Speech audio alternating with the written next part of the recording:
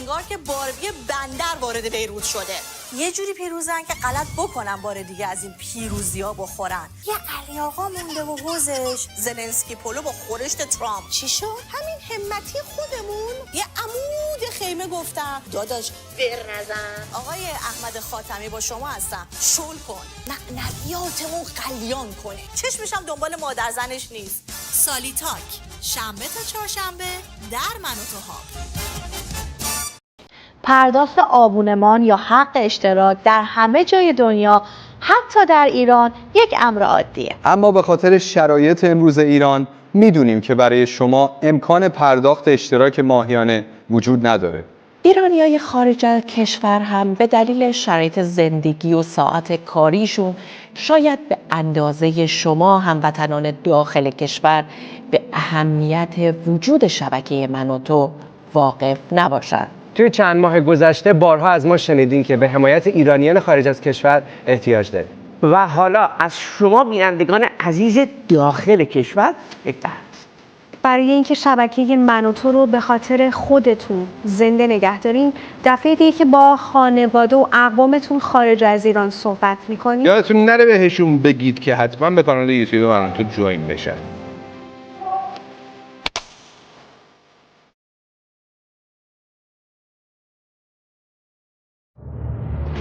از پایتخت ایالات متحده آمریکا شهر واشنگتن دی سی با شما هستم در نشست پروژه شکوفایی ایران. این برنامه یک نشست دو قسمتی برای ترسیم نقشه راه بازسازی کشور پس از جمهوری اسلامیه. هدف نهایی اینه که ما به سمت یک بازار آزاد بریم.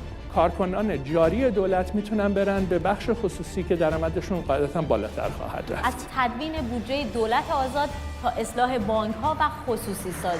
هیچ دلیلی نداره که ما به فعالیت این شرکت‌ها آسیبی بزنیم. فقط تسریع مالی این صندوق تا سال 2055 به 15% تولید ناخالص خواهد رسید. از بازسازی نظام سلامت و بازنشستگی تا نوسازی سیستم آموزشی کشور. میتونن سر کلاس جای معلم رو پر کنن، چرا که ما 300,000 نفر معلم برای امسال کم داریم. با مشارکت اقتصاددانان و کارشناسان برجسته و حضور شاهزاده رضا پهلوی که به همت سازمان نوستی یا اتحادیه ملی برای دموکراسی در ایران برگزار میشه. بدین ترتیب سعی می‌کنیم بهترین روش‌ها رو اتخاذ بکنیم برای اینکه پاسخگوی تمام مستلزماتی که کشور ما باش مواجه هست باشیم.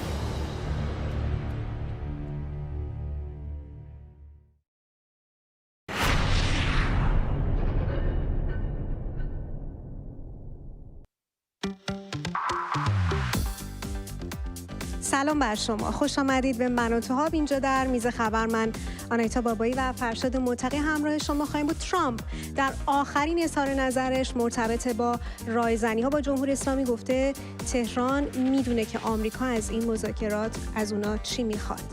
همینطور تناقضاتی داریم در اظهارات وزیر خارجه جمهوری اسلامی و وزیر خارجه عمان که براتون بررسی میکنیم و این وسط سفر ترامپ به کشورهای عرب حاشیه خلیج فارس کجای این پازل قرار میگیره براتون بررسی میکنیم.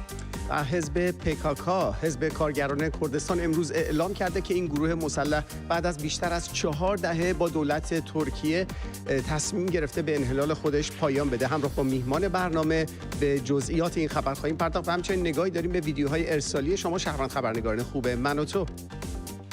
بله، در این 22مین روز از اردیبهشت ما هم اینجا یک برنامه بسیار بسیار بسیار ویژه داریم. میخواید بگی من تحمل ندارم، طاقت ندارم. ببین ما همیشه توی خبرها در رابطه با کولبرها و اتفاقهایی که براشون میفته خوندیم و شنیدیم. امروز اما ما قراره از زبان یکی از اونها داستان زندگیش، یعنی زنده میاد تو برنامه. بله، یه مهمون خیلی عزیز از ایران داریم، یه کولبر جوونه که قراره داستانش رو زبان خودش بشنویم.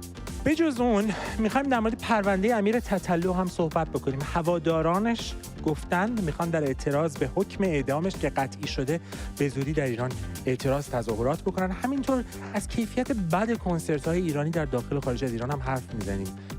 تو اینستاگرام دیدید، ما اینجا بیشتر در موردش حرف میزنیم. با ما باشید.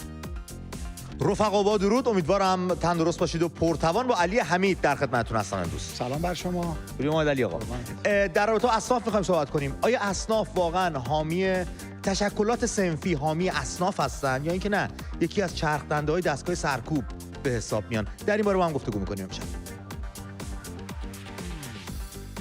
آقا خبر اومده یه تیکه از رئیسی توی هلیکوپتر جا مونده. الان من واقعا درباره این خبر چی باید بگم؟ مشخصم نکردم کدوم تیکش جا مونده.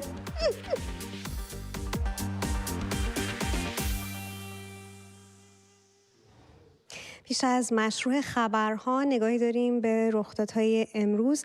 دونالد ترامپ در اظهاراتی تازه درباره گفتگوها میان تهران و واشنگتن گفته ما نمیخوایم جمهوری اسلامی سلاح هسته‌ای داشته باشه. خیلی ساده است. فکر میکنم اونها فهمیدن که من جدیم. او با اشاره به ادامه گفتگوها با جمهوری اسلامی تاکید کرده که مقامات تهران عاقلانه و منطقی رفتار میکنن و میدونن خواسته آمریکا چیه. رئیس جمهور آمریکا افزوده ما میخوایم ایران کشوری ثروتمند، شاد و بزرگ باشه اما بدون بمب اتم. در آخرین مورد از گزارش‌های متناقض مقامات جمهوری اسلامی از شمار تلفات انفجار بندر رجایی، رئیس کل دادگستری هرمزگان تعداد جانباختگان این فاجعه رو 58 نفر اعلام کرد. مجتبی قهرمانی گفته 51 نفر از جانباختگان احراز هویت شدن و همچنان 7 تن مفقود هستند. رئیس کل دادگستری هرمزگان پیشتر علت تغییر در گزارش‌های رسمی و کاهش شمار جانباختگان از 70 نفر به 58 نفر رو جمع‌آوری اجزای اجساد متلاشی شده در کاورهای مختلف عنوان کرده بود. پیشتر وزیر کار جمهوری اسلامی شمار جانباختگان فاجعه بندر عباس رو 100 نفر اعلام کرده بود. عباس عراقچی وزیر خارجه جمهوری اسلامی در شبکه اکس خطاب فرانسه، آلمان، بریتانیا نوشته هر گونه سوء استفاده از مکانیزم ماشه نه تنها به پایان نقش اروپا در توافق هسته‌ای برجام منجر خواهد شد بلکه به افزایش تنش‌های غیر قابل بازگشت می‌انجامه. عراقچی در پایان نوشته سه کشور اروپایی باید از خود بپرسند که چگونه به این بنبست رسیدیم. شاهزاده رضا پهلوی در مصاحبه با روزنامه نیویورک پست گفته همیشه گفته میشه اگه دیپلماسی جواب نداد گزینه بعدی حمله به تأسیسات ایران یا نابود کردن اونهاست. اما چه شد که گزینه دادن فرصت به مردم برای حل مشکلشون حذف شده؟ شاهزاده رضا پهلوی تأکید کردند نسل زد ایران امروز با ارزش‌های غربی هماهنگ، نه با رژیم جنگ طلبی که میخواد از اونها شهید بسازه.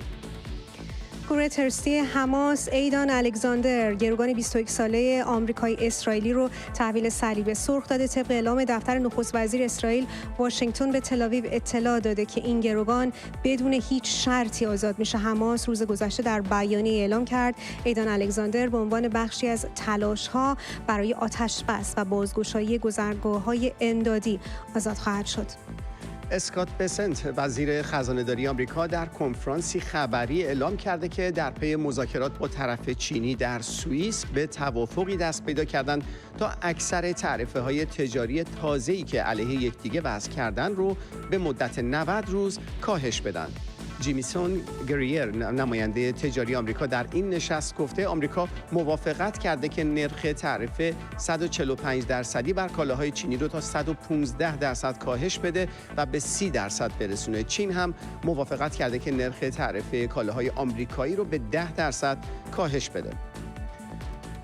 و فاطمه مهاجرانی سخنگوی دولت مسعود پزشکیان اعلام کرد جمهوری اسلامی در حال آماده‌سازی مقدمات سفر ولادیمیر پوتین رئیس جمهور روسیه به تهران. مهاجرانی که به گیلان سفر کرده در افتتاحیه یک مدرسه حین سخنرانی ناگهان گرمش میشه اما فداکاری میکنه. من اینجا خیلی گرممه، خیلی اینجا گرممه نیست. صدا میاد گرممه، به خاطر شما فداکاری میکنم. لا اله الا الله، دست این جوونا. حالا گیلان بودن و اینقدر گرم بوده. شما البته بگم گیلان بسیار شرجی هست، مرطوب هواش به گرماش یه مقدار غیر قابل تحمل هست، ولی بالاخره بس با اون پوشش حق داره به هر حال اون مقنعه و ساعتی پیش دونالد ترامپ در اظهاراتش در کاخ سفید اشاره‌ای داشت به رایزنی‌های دیروز واشنگتن با تهران و از منطق جمهوری اسلامی در گفتگوها گفته. اینکه مقامات تهران عاقلانه و منطقی رفتار می‌کنند و می‌دونن خواسته آمریکا چیست. going to do with respect to Iran. I think you have very good things happening there too, by the way. I think they can't have a nuclear weapon, but I think that they are talking intelligently. We're in the midst of talking to them, and they're right now acting very intelligent. We want Iran to be wealthy and wonderful and happy and great, but they can't have a nuclear weapon. It's very simple. And so I think they understand that I mean business, and I think they're being very reasonable thus far. آینده رایزنی‌های ایالات متحده و جمهوری اسلامی با اظهارات ناهمخوان عباس عراقچی و همتای عمانی او پیچیده‌تر شده. عراقچی پس از پایان گفتگو با آمریکایی‌ها گفته بود برای جلسه بعدی توافق شده. تصمیم گرفتیم که این مذاکرات ادامه پیدا بکنه. هر دو طرف مصمم هستند و برای جلسه بعدی توافق شده، اما روزش و محلش با توجه به برنامه‌هایی که هر دو طرف دارند و تنظیم میشه مقدار سخت هست رو به عهده وزیر خارجه عمان گذاشتیم که تنظیم بکنم، ولی فکر میکنم مثلا با فاصله تقریبا یه هفته، حالا یکی دو روز کم و زیاد برگزار خواهد شد. در حالی که بدر ابوسعیدی وزیر خارجه سلطان نشین عمان میانجیگر رایزنی‌های واشنگتن و تهران در مطلبی که در صفحه اکس منتشر کرده بود از این نوشته بود که دور پنجم گفتگوها پس از آن برگزار خواهد شد که هر دو طرف با رهبری‌های خود مشورت کنند. یعنی اصل برگزاری دور بعدی مذاکرات مشروط به تایید مقامات بالاتر در جمهوری اسلامی و ایالات متحده است. این تناقض در اظهارات با توجه به تجربه پیشین جمهوری اسلامی با ترامپ مسیری شکننده و پر از بی‌اعتمادی رو نمایان میکنه. ما از آقای بهزاد مهرانی تحلیلگر سیاسی دعوت کردیم که همراه ما بشن تا این فضا رو با ایشون بشکافیم. جناب مهرانی، سپاس از اینکه دعوت ما رو پذیرفتین. دونالد ترامپ امروز در واقع گفته که جمهوری اسلامی خب منطقی رفتار میکنه و میدونه که جدی هست ترامپ و میدونه که ایالات متحده چی میخواد. منظور ترامپ چی بوده؟ ببینید، سلام خدمت شما مخاطبان. همین که جمهوری اسلامی اومده، یعنی خامنه‌ای که ادعا داشت که این شرافتمندانه و عاقلانه نیست مذاکره و اومده نشسته پای میز مذاکره، در واقع اون شاخش شکسته و این برای ترامپ یعنی همون که تن دادن جمهوری اسلامی به اون که بپذیره اینها و از یه طرفی همون هویج و چماقه، یعنی در واقع میخواد بگه که جمهوری اسلامی منطقیه به این مفهوم که خب قطعا جنگ و انتخاب نخواهد کرد و یعنی در واقع میگه اگر جز این باشد منطق نیست. یعنی یک جوری از در شیوه های مذاکره در واقع حرف دهن جمهوری اسلامی میذاره و این خب حرف جدیدش هم نیست. بارها هم گفته که بعد از مذاکره، حتی قبل از آغاز مذاکرات هم بارها میگفتش که جمهوری اسلامی به زودی مذاکره میکنه، اینها عاقلن و میدونن که تحت فشارن و اینها. در واقع این سخن همیشه بوده. اگر بخوام خلاصش کنم همون فشار است، یعنی که باید بپذیره و اگر نپذیره شرایطش بسیار بغرنج خواهد شد. خب ما یه اختلافی رو هم داریم در اظهارات عراقچی و ابوسعیدی. ابزار چانه زنی هست به باور شما، یعنی طرفین در پی کسب امتیاز، مثلا جمهوری که کسب امتیاز بیشتر هستن، یا این نمایانگر حالا اختلاف داخلی هست و اصلا اساسا مشورت با رهبران ایالات متحده و جمهوری اسلامی که از سوی وزیر خارجه عمان مطرح شده چه معنایی داره؟ به نظر من حالا این مذاکرات به این نقطه‌ای رسیده که جمهوری اسلامی همون که باید یا بپذیره کاملا مسائل هسته‌ایشو کنار بذاره و یا که جنگ، و این در واقع تصمیم نهایی رو خامنه‌ای میگیره و این به نظر من نشان دهنده اختلافات اساسی در این مذاکرات و اینها باید برن پیش خامنه‌ای و بگن که ما باید تسلیم بشیم و چیکار کنیم و چه کاری باید انجام بدیم. و خب این که یه بخشایی هم که میاد میگن که همه چی خوبه و خوشو بش میکنن که خب اونم هم شیوه های مذاکرات کلاسیکه که همیشه اینو میگن و برای این نمیشه چیزی بنا کرد. چیزی که مشخصه اینه که اختلافات بسیار بالاست در این مذاکره. خب این دور پنجم مشخص است. ما آیا با یک توقف تاکتیکی مواجه هستیم یا رسیدیم به همون نقطه‌ای که ما در بحث احیای برجام وقتی که ترامپ از برجام در دور اول ریاست جمهوریش خارج شد مواجه بودیم؟ با این فضا ما روبرو شدیم الان؟ به باور من این یک نشون دهنده یک اختلافات اساسی است که ممکنه روند مذاکرات رو مختل کنه. در دیپلماسی هسته‌ای وقتی مذاکرات در سطح کارشناسی به اصطلاح به بنبست میرسه و اون ابتدا و تصمیم‌گیری‌های کلان نیازمند دخالت در واقع رهبران سیاسی میشه که در اینجا به نظر من خامنه‌ای است و در اینجا در واقع نشون دهنده یک نوع بنبسته، یعنی اختلاف مسائل کلیدی هنوز باقی مونده، یعنی مثلا مثل میزان غنیسازی اورانیوم یا سطح بازرسی‌ها و زمانبندی رفع تحریم‌ها. تمام این اختلافات اساسی به نظر من باقی مونده و هیچ یک از طرفین وقتی که در مذاکره قادر نیستن که از نظر سطح فنی به یکدیگه امتیاز بدن یا مسائل حل کنن، به این نقطه میرسه، یعنی به نقطه‌ای که باید برن به سمت این رهبران تصمیم نهایی رو بگیرن. حالا یا مثلا ترامپ در واقع بخواد کوتاه بیاد یا به یه شکلی از غنیسازی رضایت بده و یا خامنه‌ای رضایت بده که تأسیساتش برچیده بشه. آقای بهزاد مهرانی، تحلیلگر سیاسی، سپاسگزاریم از حضورتون در برنامه. سرنوشت مذاکرات جمهوری اسلامی با ایالات متحده گره خورده با رویدادهای منطقه‌ای. قابل توجه ترین رخداد منطقه‌ای پیش رو سفر ترامپ به 3 کشور عربی حاشیه خلیج فارس: عربستان سعودی، امارات و قطر که بناست از 13 ماه می و از ریاض و دیدار با محمد بن سلمان ولیعهد عربستان سعودی آغاز بشه و هدفش عمیق‌تر کردن روابط با این کشورهاست. از اهمیت عربستان سعودی برای ترامپ این نکته رو بد نیست یادآوری کنیم که در دور نخست ریاست جمهوری ترامپ ابتدا به عربستان سعودی سفر کرده بود، برعکس رسم پیشین رؤسای جمهور آمریکا که اولین مقاصد خارجیشون کشورهای غربی، بریتانیا، کانادا یا مکزیک بودند.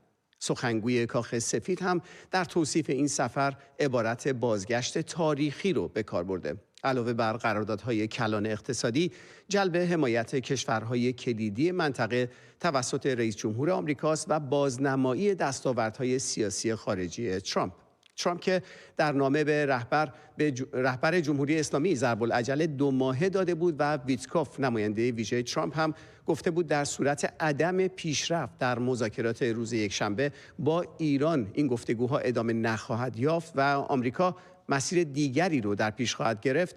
آیا رئیس جمهور آمریکا تصمیم نهایی درباره رفتار با جمهوری اسلامی رو به پس از رایزنی با کشورهای عرب حاشیه خلیج فارس موکول کرده؟ آقای ترامپ خب این سفر مخصوصا این که ایشون دیدار میکنه با محمد بن سلمان، کسی که در عمل او هست که تعیین میکنه سیاست‌های عربستان سعودی رو انتخاب کرده. آقای ترامپ که اولین مقصدش عربستان سعودی باشه که همونطور که خود شما هم اشاره کردین خیلی نمادین هست و این تمرکز ویژه‌ای که آقای ترامپ الان داره توی منطقه کشورهای عرب حاشیه خلیج فارس خصوصا روی سرمایه‌گذاری‌های عربستان سعودی حساب کرده و ما خب الان شاهد این هستیم که رابطه آقای ترامپ با اروپایی ها، حالا به جز بریتانیا تا حدی رابطه درستی نیست. ایشون ما داریم میبینیم که فاصله گرفتن از اسرائیل، اما الان خب این بسیار استراتژیک هست رخدادهایی که در این سفر بیفته و علاوه بر قراردادهایی که دارن امضا میکنن، قراردادهای کلانی که همه دربارش گمان زنی میکنند، بحث این که چه تصمیماتی برای منطقه گرفته بشه و چه سیاستهایی رو بخوان تبیین بکنن که در منطقه میخوان پیش بگیرن برای این کشورها هم خیلی حائز اهمیت هست که ما بهشون خواهیم پرداخت. مرسی از توضیحات. ما برای بررسی جزئیات این خبر از آقای اردوان خوشنود، تحلیلگر سیاسی، دعوت کردیم تا همراه ما باشن. جناب خوشنود، با درود و سپاس از اینکه وقتی که به ما دادید.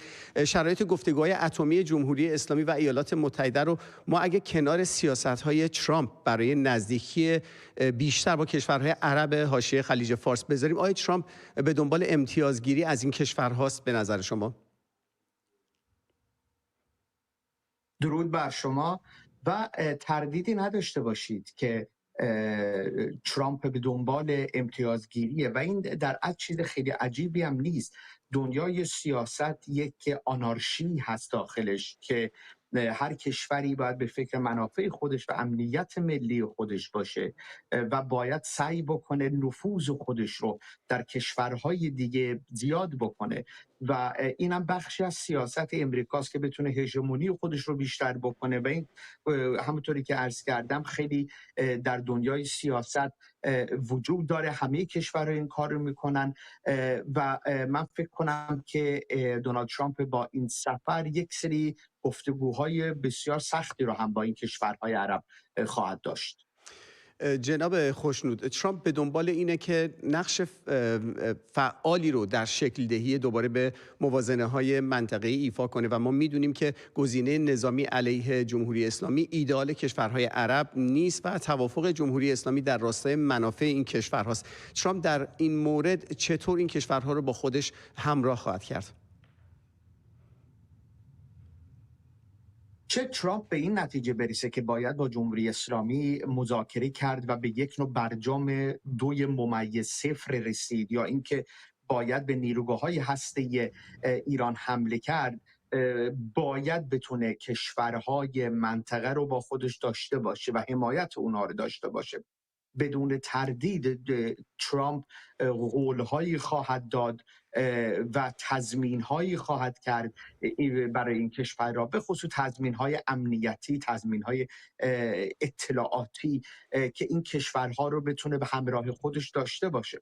این رو هم البته از یادمون نبریم، هرچند که شاید مهمترین بخش گفتگوها برای ترامپ و این کشورهای عربی خلیج فارس ایران باشه، ولی مطمئن باشید که یک بخش بسیار مهم دیگه چین خواهد بود و امریکا بدون تردید در این گفتگوها این سعی هم خواهد کرد که بتونه این کشورها رو بیشتر به طرف خودش بکشه و شاید یک نوع چین ستیزی رو هم بتونه داخل این کشورها وارد بکنه.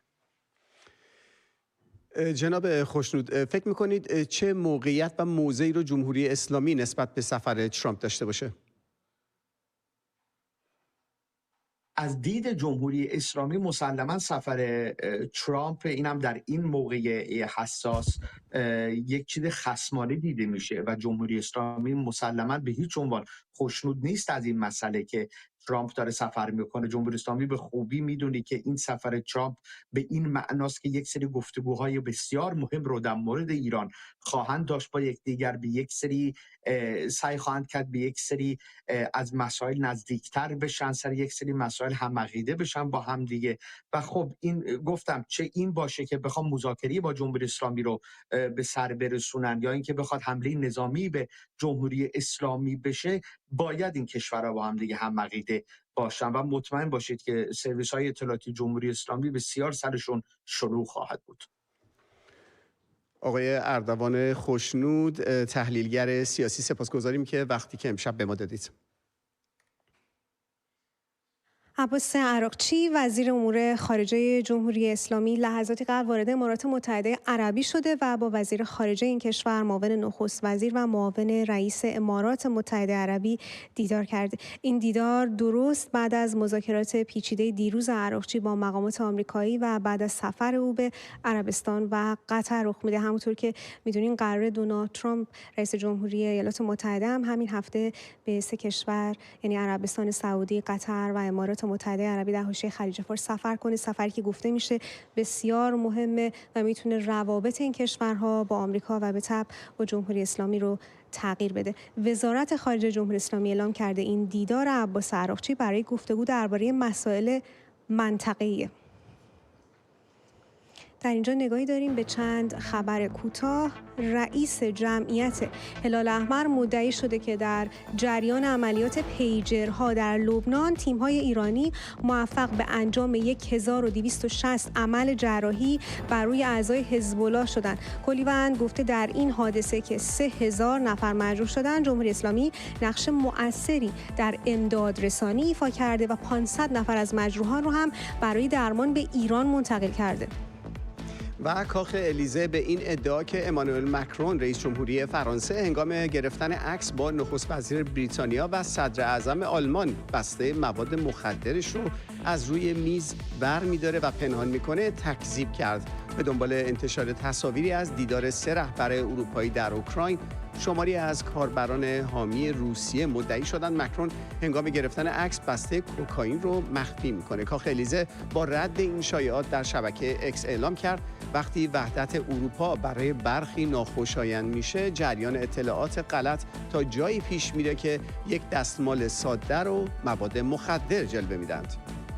دونالد ترامپ رئیس جمهور آمریکا از تصمیم خودش برای امضای فرمان اجرایی کاهش قیمت داروهای تجویزی خبر داده. او با انتشار پیامی در شبکه اجتماعی خودش نوشته با امضای این فرمان قیمت داروهای تجویزی و داروهای شیمیایی بلافاصله بین 30 تا 80% کاهش پیدا خواهند کرد.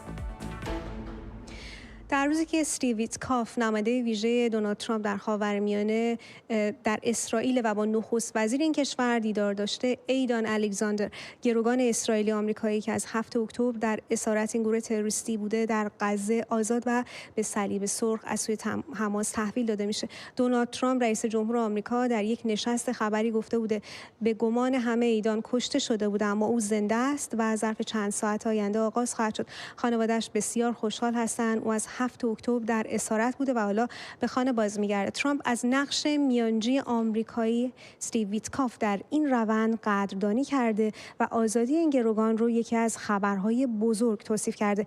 نتانیاهو هم تلفنی از ترامپ تشکر کرده. ویدیویی هم از خانواده این گروگان منتشر شده که در حال حرکت برای استقبال از فرزندشون هستند. مطرح شدن اینکه ترامپ برای آزادی این شهروند آمریکایی بدون در نظر گرفتن اسرائیلی‌ها با حماس رایزنی کرده، بار دیگه به گمان زنی‌ها پیرامون اختلاف میان رئیس جمهور آمریکا و نخست وزیر اسرائیل دامن زده. این در حالیه که بنیامین نتانیاهو نخست وزیر اسرائیل گزارش‌ها درباره اختلاف میان او و دونالد ترامپ رئیس جمهور آمریکا رو رد کرده و در پیامی ویدیویی در حساب اکس خود گفته که رابطه‌اش با ترامپ عالیه. نتانیاهو در پاسخ به سوالی درباره منابع رسانه‌ای که مدعی افزایش تنش میان واشنگتن و اورشلیم در بحبوحه جنگ غزه و مذاکرات هسته‌ای آمریکا با جمهوری اسلامی هستند گفته چی میتونم بگم؟ نه ترامپ چنین حرفی زده و نه من. نخست وزیر اسرائیل در ادامه این اظهارات رو زائیده اختلافات حزبی در اسرائیل دونسته و گفته این فضاسازی‌ها بیشترشون همینجا در اسرائیل ساخته میشه. اینها حرف در یک رسانه خاص تولید میشه که در تلاش برای تقویت یک نامزد خواسته برای اینکه او رو تقویت بکنن. ما از خانم روزا پرتو، روزنامه‌نگار منوتو دعوت کردیم که همراه ما بشن، این فضا رو بیشتر باشون بررسی کنیم. خانم پرتو، آقای نتانیاهو داره میگه که رابطه‌اش اتفاقا خیلی هم با ترامپ عالی هست. چند اندازه با این تعبیر که درباره آزادی گروگان اسرائیلی آمریکایی در واقع ایالات متحده بدون اینکه با اسرائیل هماهنگ کنه مستقیم صحبت کرده با حماس و همچنین بحث عدم توقفش در این سفری که داره به کشورهای عرب حاشیه خلیج فارس در اسرائیل، این در واقع همخوانی داره این ادعای آقای نتانیاهو. سلام به شما و بینندگان عزیز. ببینید، با توجه به در واقع اخباری که آمده بیرون و میگن که روابط بین تل‌آویو و واشنگتن روابط خوبی نیست، باید به یک مسئله مهمی اشاره کرد و اونم اینه که آقای بنیامین نتانیاهو به گفته و به باور بسیاری از تحلیلگران زبان سیاست رو به خوبی میشناسه و زبان بدن سیاست رو هم به خوبی میشناسه. اجازه بدید من کمی در این باره توضیح بدم. ببینید، زمانی که آقای نتانیاهو در آخرین سفرش به ایالات متحده در کنار آقای ترامپ نشسته بود، زمانی که ترامپ در واقع اعلام کرد که میخواد با جمهوری اسلامی وارد مذاکره بشه، زبان بدن آقای نتانیاهو به خوبی نشون میداد که داره خودش رو کنترل میکنه، با وجود اینکه بسیاری از منابع و رسانه‌های اسرائیلی گفتن که آقای نتانیاهو تا اون زمان در جریان این خبر قرار نگرفته بود. اینجا هم همینطور، در اینجا هم با وجود اینکه نه فقط رسانه‌های اسرائیلی یا در واقع منابعی که در اونجا منابع داخلی میگن از این تشنج، بلکه در واقع در میان دولت اسرائیل، در میان بعضی از در واقع وزرای اسرائیلی هم این نارضایتی از عملکرد ترامپ وجود داره. ببینید، در حال حاضر ایدان الکساندر داره آزاد میشه. خب یک احساس دوگانه‌ای به اسرائیلی‌ها داده. یک احساس خوشحالی است که داره آزاد میشه، نه تنها شهروندان اسرائیلی و مقامات اسرائیلی خوشحالن و همینطور در واقع بسیاری از در واقع شهروندان آمریکایی، به هر حال ایشون شهروند اسرائیلی آمریکایی آمریکایی بود. اما از طرفی مقامات باعث عصبانیت مقامات هم شده. مقامات اسرائیلی میگن که هیچ در واقع تبعیضی میان سایر گروگان‌ها نیست، حتی اونهایی که ملیت دیگری ندارن و ما باید اونها رو آزاد بکنیم. یا آقای نتانیاهو در واقع با کمی زبان آرام سیاسی داره صحبت میکنه و در گفتگویی که با آقای ترامپ هم ازش تشکر کرده بود داره در واقع حتی صحبتی هم که کرد این بوده که هیچ گونه امتیازاتی رو به حماس نمیده، یعنی هیچ گونه زندانی فلسطینی رو آزاد نمیکنه و تا آخرین لحظه این جنگ رو پیش میبره. خب طبیعیه که در واقع مقامات اسرائیلی شگفت زده شدن. یا از طرف دیگر با وجود اینکه این رابطه یک رابطه‌ای که به هر حال ایالات متحده یکی از متحدین اسرائیل هستش، اما ترامپ داره در واقع به کشورهای عربی یا کشورهای حاشیه خلیج فارس داره میره، اما دیداری از اسرائیل نداره. خب طبیعی هستش که خوشایند مقامات اسرائیلی نیست. اما با این حال همان زبان سیاستی است که تحلیلگران میگن نتانیاهو میتونه یا شرایط این رو داره به گفته منابع داخلی که ترامپ رو راضی بکنه و شاید ترامپ یک دیداری در کمترین زمان به اسرائیل داشته باشه. بله. خب ما آقای ترامپ رو هم گفته شده که مستقیما وارد مذاکره شده با گروه تروریستی حماس بدون هماهنگی با اسرائیل. این چه تبعاتی داره برای آقای ترامپ؟ ببینید الان در حال حاضر باید بگیم با توجه به تشنجی که میان رابطه اسرائیل و آقای ترامپ هستش، طبیعتا اسرائیلی‌ها دارن تلاش میکنن. این از نگاه در واقع مقامات اسرائیلی و رسانه‌های اسرائیلی این رو میخوام مطرح بکنم. اونها تلاش میکنن تا شاید بتونن این روابط رو و این تنش رو مدیریت بکنن. به هر حال اسرائیلی‌ها نیاز به ایالات متحده دارن.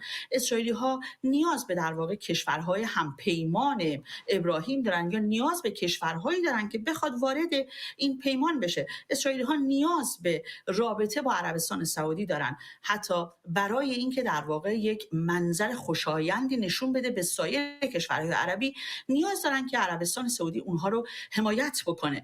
بنابراین الان ما نمیتونیم بگیم تبعاتی خواهد داشت. البته که در اینجا آقای نتانیاهو کاری که میکنه تلاش میکنه از طریق مشاورینش افرادی که در ایالات متحده داره، مانند آقای درمن.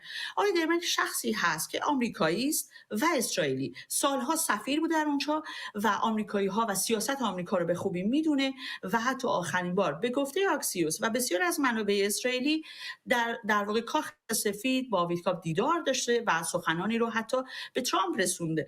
بنابراین نتانیاهو باز هم میگم تلاش میکنه که اینجا هم کمی شرایط رو بهتر بکنه، چون الان نه زمان تبعات برای آمریکایی ها هستش نه برای در واقع اسرائیلی ها. الان زمانی هستش که اسرائیلی ها باید کنترل رو در دست بگیرن تا بتونن در واقع شرایط امور رو در دست بگیرن تا بتونن در واقع بدونن که اوضاع در خاورمیانه چه خواهد گذشت. خانم پرتو شما اشاره کردین به پیمان ابراهیم و عربستان سعودی.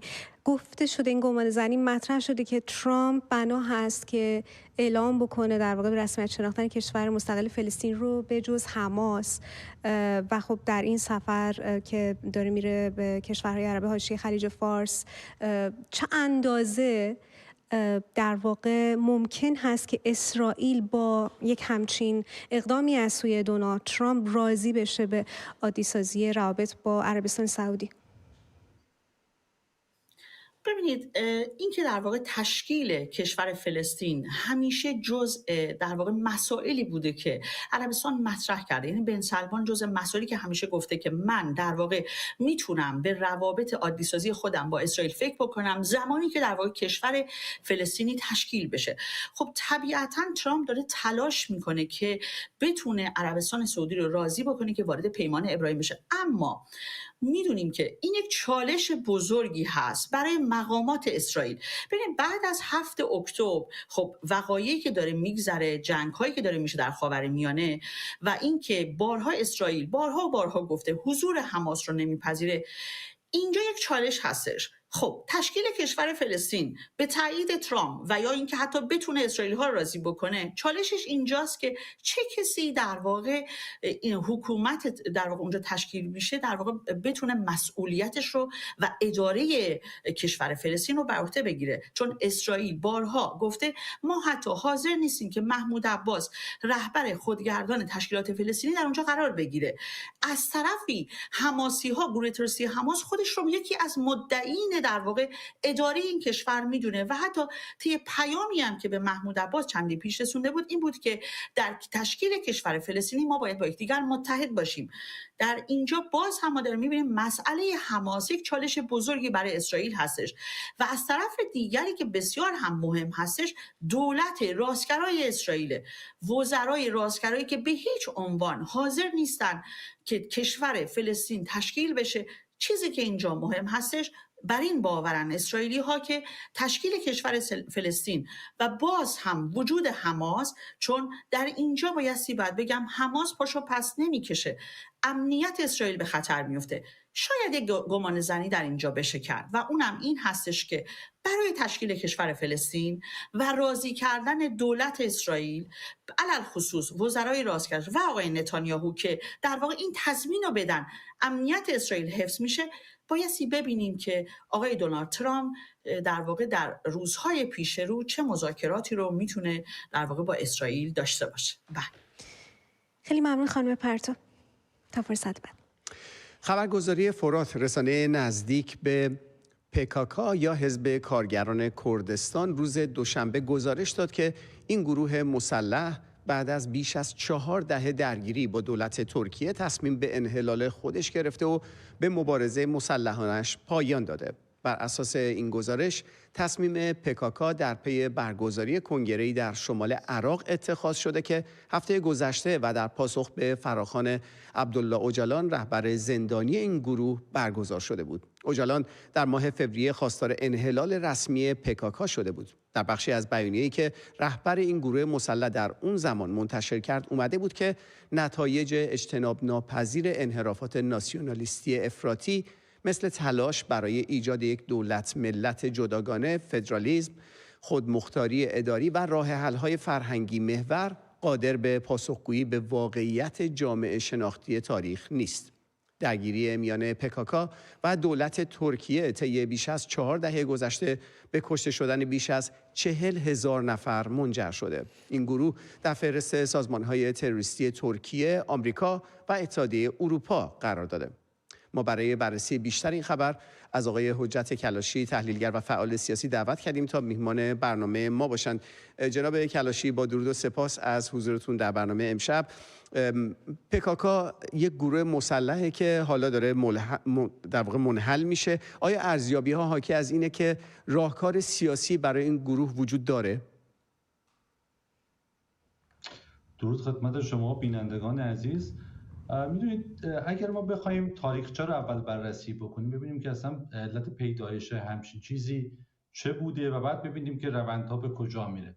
ما اگر این گروه PKK گروهی بود با اندیشه های چپ الهام گرفته از کمونیسم و بیشتر تحت تاثیر ایده های شوروی و مخصوصا ایده های تعیین سرنوشت و حق ملل و غیره رو از آموزه های لنین آموخته بود.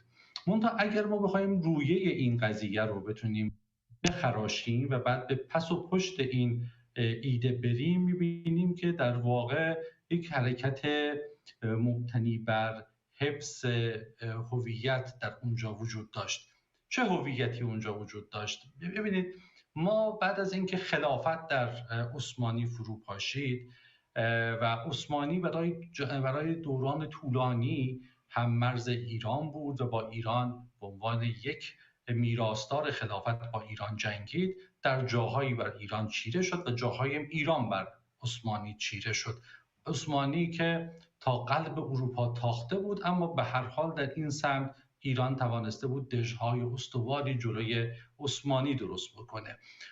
در پی جنگ هایی که در دوره صفویه آغاز شده بود، با عثمانی در گرفت، بخش هایی از خاک ایران که شامل بخش های زیادی از سرزمین هایی بود که ایرانی تباران کرد در اونجا زندگی میکردن در قلمرو سیاسی خلافت عثمانی قرار گرفتن.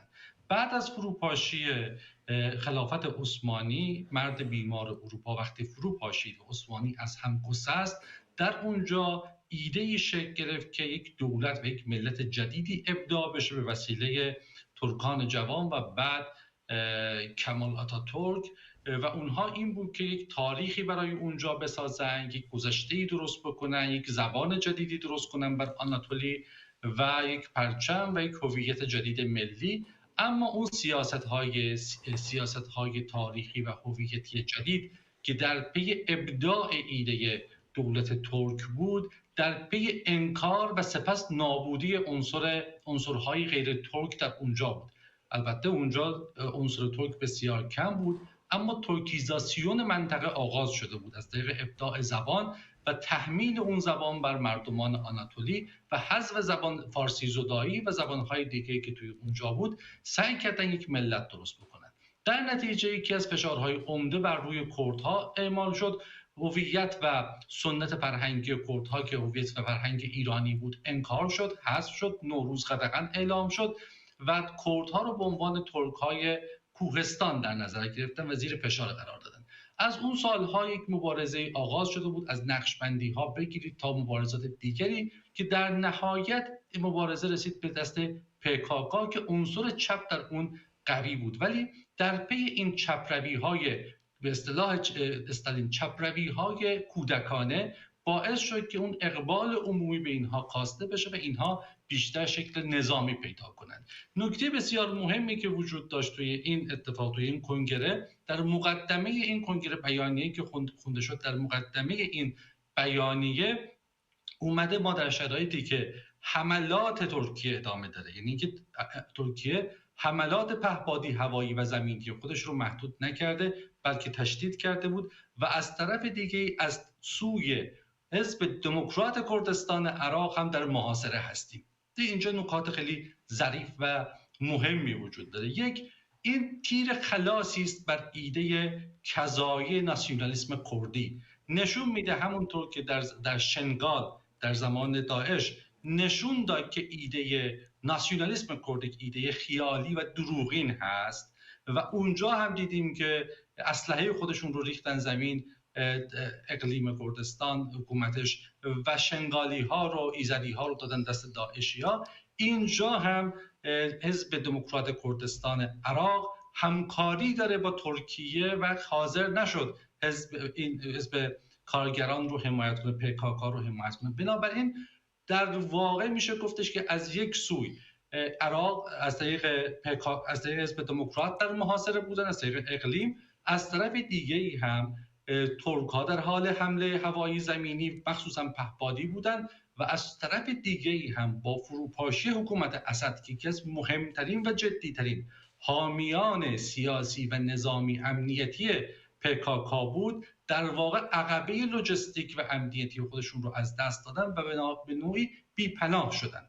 البته مبارزات جریان کرد در اونجا جواب داده، به این معنا که دیگه حکومت ترک نمیتونه اینها رو انکار بکنه، نمیتونه اینها رو نابود بکنه، اما حرکت‌های مسلحانه به بنبست خورده و اما این به این معنا نیست که مسئله از این به بعد به راحتی انجام خواهد شد. درسته در تنگنا هستن، اما روند خلع سلاحشون، اینکه اسلحه ها رو کی و چگونه زمین بذارن، گروه هایی در درون اون احتمالاً شکل بگیره مثل ایرلند و اعلام بکنن که ما PKK اصلی هستیم و مبارزات رو همراه با مبارزان YPG در سوریه ادامه بدن. تا شاخه های ضعیفتری خواهند شد این گونه.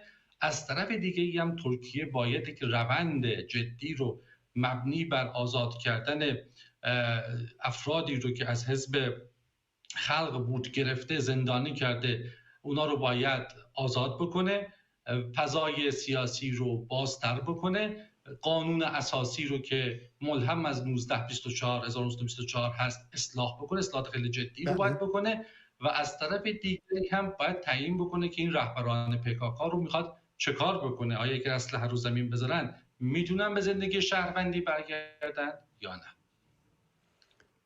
سپاسگزاریم که از توضیحاتتون و اینکه وقتی که امشب به ما دادید. مرسی. بله، بخش گزارشگر رو الان داریم و بیشترین ویدیوهایی که امشب دریافت کردیم از قطعی‌های مکرر و طولانی مدت برق شروع میشه. امروز یکی از سایت‌های خبری داخلی گزارشی منتشر کرده تحت عنوان وقتی خاموشی‌ها شکاف طبقاتی رو عمیق‌تر می‌کنن. البته این مقاله در ابتدا باز هم بحران انرژی رو به دلیل افزایش مصرف شهروندان در فصل گرما عنوان کرده و در ادامه اذعان کرده که این بحران ناترازی ریشه در سالهای بی‌توجهی به توسعه زیرساخت‌های پایدار و سیاست‌گذاری‌های کوتاه مدت داره. اولین شهروند خبرنگار امشب ما مادری هست از شهر بندرعباس که میگه 4 تا کودک خردسال داره و در این ویدیو صدای گریه کودک ایشون که از گرما کلافه شده به گوش میرسه. این فیلمو میگیرم برای شبکه من و تو. اینجا بندرعباس ساعت 3:35 بعد از ظهر. از صبح تا حالا چندی بار برقمون رفته. یه بار از ساعت 11 تا 1:30 رفته. بلافاصله بعدش حدود 1:40 تا الان هنوز برق نیومده. ما داریم اینجا آبپز میشیم از گرما. 4 تا بچه کوچیک دارم. بعدم میگن فرزندآوری و چه میدونم این چیزا. در ضمن هیچ زمین رایگان و وام رایگان و هیچ چیزی هم وام و اینا هیچی به اون تعلق نگرفته و همش الکی و شایع هست. و الان هم بچه‌های من حسابی دارن از گرما بیتابی میکنن. هیچکی هم پاسخگو نیست. آنایتا گرمای بندرعباس واقعا تو این فصل وحشتناک هست. فکر کنم بالای 40 رسیده باشه الان. و شما تصور کن هیچ وسیله سرمایشی توی منزلشون وجود نداره. بچه نوزادشون کودک خردسال واقعا چند تا هم بچه داشتن این خانم تو ویدیو. اصلا مهم نیست چند تا، مهم اینه که بالاخره اون نوزاد تحملش خیلی فرق میکنه با یک بزرگسال. در هر صورت از بیمارستان خصوصی مهرگان در شهر بهبهان گزارشگر بعدی ما ویدیویی ارسال کرده از قطعی برق. قبل از دیدن این کلیپ فقط لازم اشاره کنم که در تیر ماه 1400 سازمان نظام پزشکی ایران با وجود تکذیب مقامات دولتی تایید کرده بود که در بیمارستان‌ها احتمال مرگ بیماران بخش ویژه بر اثر قطعی برق بالاست. این مطلب مربوط به 4 سال قبل که قطعی برق مثل امروز نبوده. سلام، امروز 22,404 ساعت 2:30 ظهر بیمارستان خصوصی مهرگان برق رفتن. الان 1 ساعت هم برق نیستی. این وضعیت بیمارستان خصوصی ما. فرمایید داخلم مریضان خوابیدن و هیچ برق هم نیست. از در دارن اینالن. این وضعیت بیمارستان مهرگان و بهبهان. خدا تو من پول مردم سونن بعد دیگه موتور برقشون گازال تمام کردن. این وضعیت بیماران چطور بی برقی دارن به سری برن. طی هفته گذشته ویدیوهای زیادی از نانوایان و اعتراض اونها به قطعی‌های مکرر پخش کردیم. امروز هم ویدیوهایی از این صنف دریافت کردیم، صنفی که تعطیلی اون به معنی خالی موندن سفره بسیاری از شهروندان در شهرهای مختلف ایرانه. سلام عزیزان، من لواشی کار میکنم. از ساعت 8 صبح برق رفته، خمیر ترشیده، بعد بریزمش تو گونی ببرم بنازم تو رودخانه. آخه این کجای مملکت درسته؟ 2 ساعت برق قطع کنن. خدا وکیلی یه فکری در حال مردم بکنین بابا. انقدر ظلم نکنین. برکت خدا دارم میبرم میریزم دور. نیاد اون روزی که این امر یه چیز خیلی عادی و طبیعی براتون بشه. اومدیم بنزین بزنیم، تابلو درست کردن که برق نیست. یه اینقدر یه چیز عادی شده تابلوشو درست کردن. با سلام، همونجور که ملاحظه میکنید به قله ها رسیدیم. برق رفته و در اثر این چهارراه این فیلمو میگیرم برای شبکه خوب من و تو. و ما ویدیوهای زیادی از کسب و کارهای مختلفی دریافت کردیم که همگی با عصبانیت و تنفر ابراز انزجار میکنن از حکومتی که حتی از تأمین ابتدایی ترین سرویس برای گذران امور روزمره شهروندانش عاجزه. سلام میکنم به شبکه خوب من و تو. اینم از وضعیت کاسبی ما. برق رفته، از ساعت 3 رفته، الان تقریبا ساعت 7 شب همچنان برق نداریم. اینم از قدرت اول منطقه.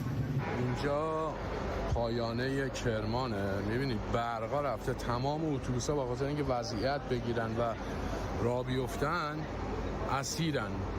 مثلا ماشین تهران ساعت 5:30 می‌خواسته راه بیفته، هنوز نتونست حرکت کنه. ساعت 7 و 10 دقیقه است. اینم از وضعیت بی‌برقی در کرمان. اینجا کمال شهر کرج مثل بقیه شهرها در 24 ساعتی روز 2 مرحله 3 مرحله 3 ساعت برق رو قطع میکنن.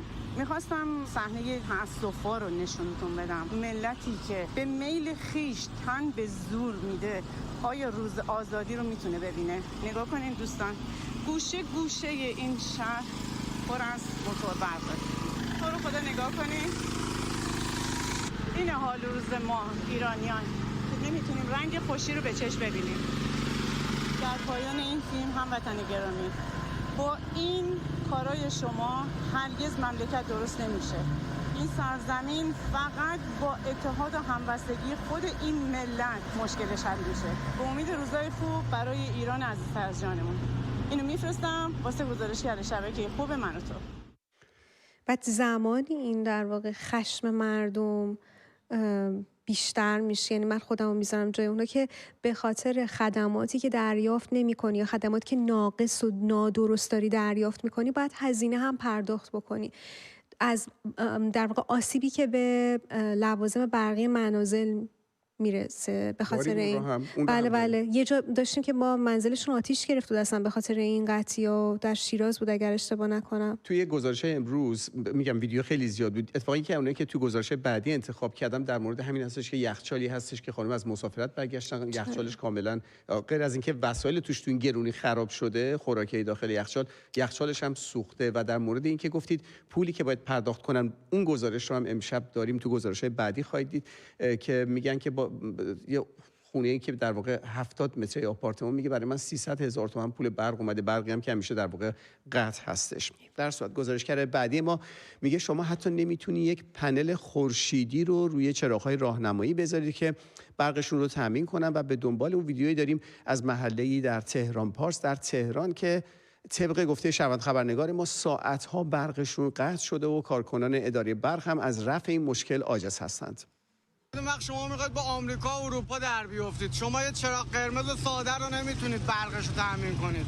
هر روز این مکافاته، هر روز دیگه به مغز کوچکترین جاندار هم میرسه که باقا یه پنل خورشیدی بذاری بالا سر خود چراغ برق خودش رو تامین کنن. فقط بلدید اعدام و فلان و نکنید بابا. ببینید دنیا کجا داره میره، ما کجاییم. از ساعت 5 بعد از ظهر برق رفته، باید ساعت 7 میومده. حالا 2 ساعتی که خودشون گفتن. ساعت 7:45 برق اومده تا 8. یعنی 1 رو برق وصل بوده، دوباره قطع شده. یه 10 دقیقه طول کشید دوباره وصل بشه و دوباره قطع شد. الان ساعت 10:30 شب 3 تا اکیپ اومدن از حالا اداره برق و اینا که ببینن برق منطقه چرا بسته شده. پشت بیسیم هم این به اون یاد میده، اون یکی به اون یکی یاد میده. این میگه این پست نیست، بریم 3 تا کوچه بالاتر، اون یکی میگه 3 تا کوچه پایینتر. الان نزدیک به 6 ساعت برق منطقه ما قطعه. تهران پارس شرقی. سلام خدمت دوستان خوبم تو شبکه من و تو. یکی دیگه از دسته‌گلای جمهوری به اصطلاح اسلامیشون که ما چند روز مسافرت بودیم متاسفانه. بعد از اینکه برگشتیم می‌بینیم در اثر قطعی‌های مکرر برق هم هر چی تو یخچالمون بوده خراب شده، هم متاسفانه یخچالمون به کل سوخته و کار نمی‌کنه. من واقعا نمیدونم چی باید بگم و همچین مسئولینی که تو این مملکت دارن مثلا مملکت ما رو اداره می‌کنن، خدا لعنتتون کنه. همونطوری که با آنیتا صحبت می‌کردیم و اشاره کردم، فکر کنید با توجه به این قطعی‌هایی که هر روز و ساعت‌های متمادی داره اتفاق میفته، اداره برق برای مردم قبض میفرسته و ازشون انتظار داره که قیمت‌های گزاف رو پرداخت کنند. این قبض برق یه آپارتمان 70 متری تو ایرانه. رقمایی که به هزینه مصرف اضافه میشه، فقط خواستم اینجا یه نگاهی بندازید ببینید چه بلایی به سر ملت دارن میارن که برای یه آپارتمان 70 متری باید 300,000 تومان پول برق بیاد، با یه دونه روشنایی تو حال و یه دونه یخچال و ماشین لباسشویی. ببینید اینجا مبلغ قبل از 1404 اینه، مبلغ بعد از 1404 هم اینه. خب یه 80,000 تومان، 128,000 تومان، 211,000 تومان. اینجا اومده بهش اضافه کرده هزینه مصرف اوج بار، هزینه سوخت نیروگاهی. خب من نمیدونم شما که دارید پول برق میگیرید هزینه سوخت نیروگاهیش هم ما باید بدیم، اونم جدا از جیب ملت بدبخت میگیرین. باز اومده بهای آبونمان، بعد از اون اومده مالیات بر ارزش افزوده، بعد از اون اومده بیمه، دوباره بعدش عوارض برق، دوباره بعدش بیمه همگانی حوادث. من نمیدونم یعنی چی تو کل مملکت از همه مشترکین اینا رو بگیرم، این چه رقمی دارن از ملت بدبخت میگیرن. این گزارش رو میگیرم برای شبکه خوب من و تو. شما یه لحظه تصور کنید اگه همچین اتفاقی در اینجا بیفته، شما بالاخره یک سندیکایی هستش، یه جاهایی هستش که میتونید تماس بگیری و یا حتی به خود همون شرکت ها، حالا اینترنت، تلفن، برق، اگه همچین اتفاقی بیفته به قول انگلیسی کامپنسیشن میگیرن، یعنی خسارت میگیرن. میگن من 3 روز استفاده نکردم، از قبض ماهیانم باید کم کنین. نه تنها این کار رو نمیکنن، به قیمت برق ماه قبلشون هم تازه اضافه هم میشه. بله، در حالی که شهروندان در سراسر کشور از بحران‌ها و ابربحران‌های گوناگون از دست حکومت به شدت عصبانی هستند و از جامعه ایران بوی انفجار به مشام میرسه، هنوز عده‌ای از ارزشی‌ها در سطح شهر نگران چند تار موی زنان هستند. شهروند خبرنگار بعدی ما از مترو تهران گزارش میده. آره تویی غلط می‌کنی به دختر مردم میگی هرزه. برو کثافت‌ها. افتخاراتش رو آره. میخوان همه یاد بگیرن چطوری رو آدمایی مثل تو حرف بزنن. آره این خانومم چادر سرشه داره حرفای رکیک و الفاظش ادامه بده به مردم تهمت نزن. بیشعور عوضی.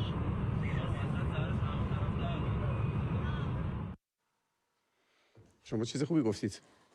اگر همین چه میدونم این بحرانی که الان مردم اینه که بگن ناترازی، این قضیه برق، اگر اینم یه زنی بود که گیس داشت، چند تار مو داشت، حالا یا هر چی، مثلا اون موقع ها لطیفه بود، یه جوکی بود، میگفتن که یه نفر یکی گروگان گرفته بوده، بعد اومده بودن زنگ بزنن، دیده بودن که گروگان گرفته، یه نفر رو به جرب داره میبره، وارد یه منزلی میکنه و میان تماس بگیرن با 110. 2 تا جوون بودن، میبینن جوون دوم میگه نه نمیخواد بگیم که بگیم که یه دختر پسر بودن با هم رفتن داخل یه منزل، سریعتر میان.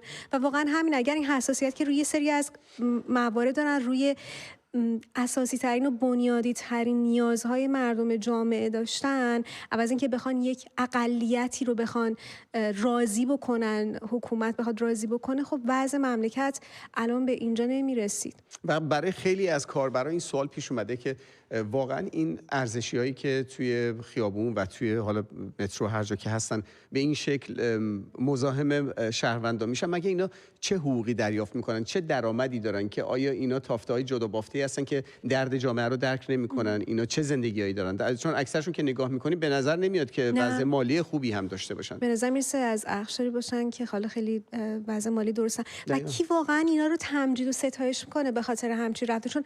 ناشایست، زننده است. من نمیدونم کی به اینا میگه که این کاری که دارین انجام میدین درسته. هیچ قدردانی ازشون نمیشه و عاقبت خوبی هم براشون نداره. ویدیوهای زیادی بخش گزارشگر ارسال شده از مشکلات و نکته هایی که شما عزیزان طی 24 ساعت گذشته با اونها روبرو شدید و برامون گزارش تهیه کردید. چند تا از این ویدیوها رو براتون انتخاب کردیم. اولین شهروند خبرنگار ما یک خانم سالخورده رو به تصویر کشیده که در شرایط سخت این روزهای ایران در لابلای زباله ها به دنبال چیزی میگرده که بتونه روزیش رو از اون در بیاره. شبکه من تو واسه مادران سرزمینم واقعا متاسفم. بنده خدا فکر کنم بالای 60 70 سال سن داره و کمر خراب شده تو سطح آشغال. اینم از برده‌های پیشرفته این مملکت. واقعا متاسفم. ممنونم از شبکه خوب من تو. شیر آب و اینطوری بستن که دوز نبره. انقدر که خودشون از فقر اطلاع دارن، میدونن. ببینین شیر آبا رو چجوری جوش دادن که کسی نبره تو پارک، در حالی که همه کشورهای دنیا سیستم پیشرفته برای آبخوری گذاشتن تو مکانهای عمومیشون. نتیجه حکومت آخوندی، مذهبی و دینی آخرش میشه این فقر، فلاکت، بدبختی. سلام، عرض ادب و احترام. اینجا پل جنگلی چیتگره. ببینید همه درخت‌ها رو دارن میبرن میبرن میفروشن، هیچ کس هم نیست جوابگو باشه. نگاه کنید شما، ممنون میشم.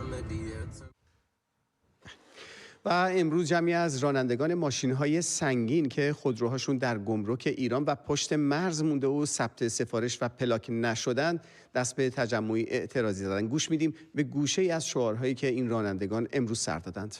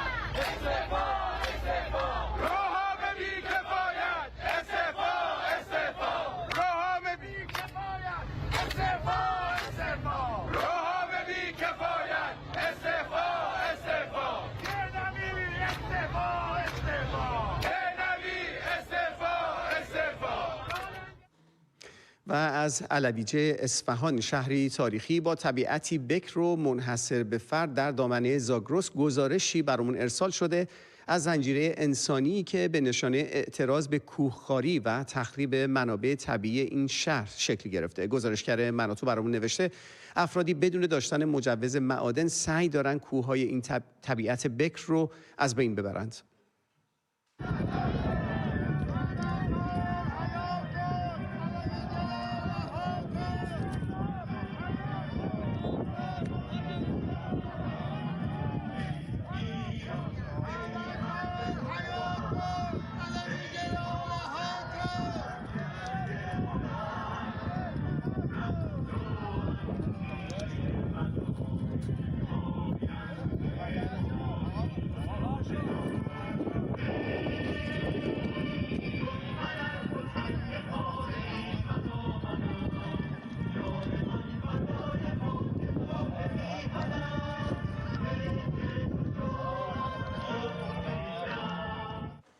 چقدر الهام بخش بود دیدن این زنجیره انسانی که تشکیل داده بودن و سوده ایران که داشت پخش میشد و اینکه دغدغه‌شون هست که از منابع طبیعی شهرشون در واقع محافظت بکنن. بسیار الهام بخش و قابل تحسین هست. این یکی از اون چیزایی بود که یکی از گزارشگر در اول برنامه گفت که ما احتیاج داریم با هم اتحاد داشته باشیم. خانومی بود که توی کرج داشتن راه میرفتن و از موتورهای برگ فیلم میگرفتن، گفتن تنها راه ما این هستش که با هم اتحاد داشته باشیم و این اتحاد، فکر کنید شما در چنین وضعیتی که مشکلات زیادی وجود داره، این ایرانیای به اصطلاح اصیل اومدن توی دشت و کوه تا بتونن جلوی این کوهخواری رو بگیرن. بله، و در آخرین گزارش که امشب میریم به میدان پاستور تهران تا شاهد تجمع مالکان شهرک زیتون باشیم. لازم اشاره کنم که شهرک زیتون در جنوب منطقه 13 تهران و در حاشیه پارک ملی سرخ حصار واقع شده. بیشتر از 12,000 نفر از کارکنان سابق وزارت جهاد سازندگی زمین‌هایی رو در این شهرک با اسناد رسمی دریافت کردند، اما بعد از گذشت حدود 40 سال همچنان امکان ساخت و ساز از اونها سلب شده.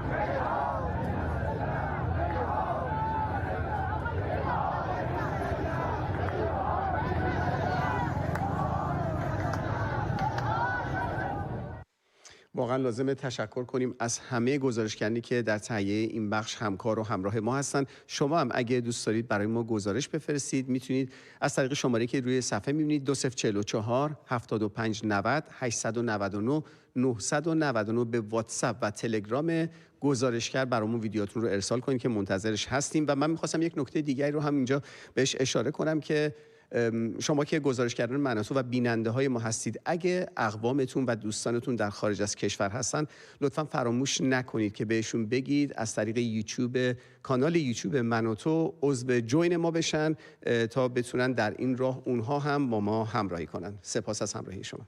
ممنون هستیم از اعتماد شما، از اینکه تا این لحظه همراه با میز خبر بودین. ما اینجا از حضور شما مرخص میشیم، اما منوتو هاب ادامه داره و پس از درنگی کوتاه دوستان منتظر شما هستن.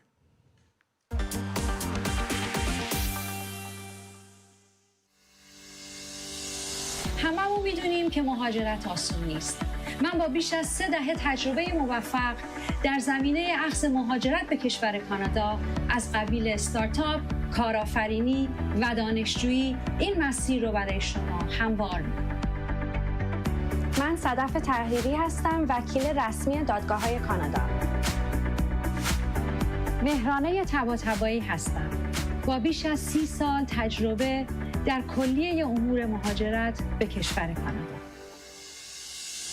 سلام عرض میکنم عزیزان رادیویار، ممنونم که هستید. صدای شما، پیام شما، اخبار روز، چالش‌ها و مسائل اجتماعی، سرگرمی، سیاست، دانش، فرهنگ و هنر. بهره‌گیری از هوش مصنوعی برای نخستین بار در میان رادیوهای فارسی زبان و پخش مجموعه‌ای بی همتا از خاطر انگیزترین موسیقی‌های ایرانی روی موج This is Radio Yard. رادیو یار. همه آدما از کودکی رویاهایی در سر دارن. بعضیا رویاهاشون رو لمس میکنن، اما بعضیا تنها اونو از دور تماشا میکنن. چون رسیدن به یه رویا یک شبه حاصل نمیشه.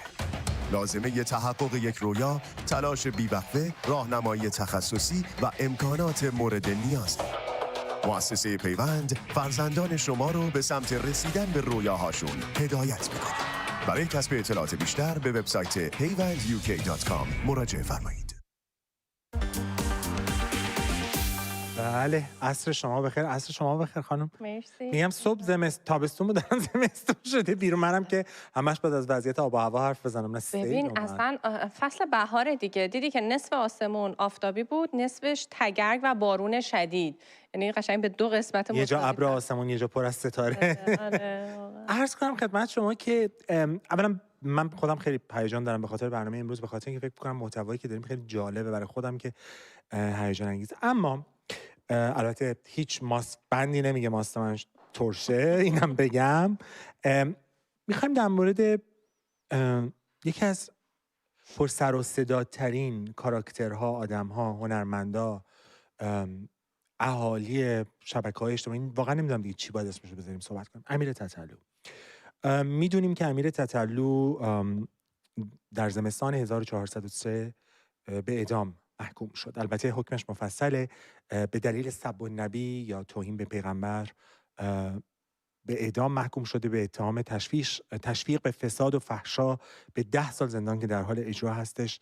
و 3 روز پیش روی اینستاگرام خواهرش من دیدم که به تلخی نوشته بود نغمه مقصدلو که حکمش شکسته نشده. خبرهایی که در مورد شکسته نشدن حکم اعدام، چون رفته بودن در واقع درخواست فرجام کرده بودن، تجدید نظر کرده بودن، این حکم درخواست در واقع قبول نشده و حکم اعدام لازمه که اجرا بشه.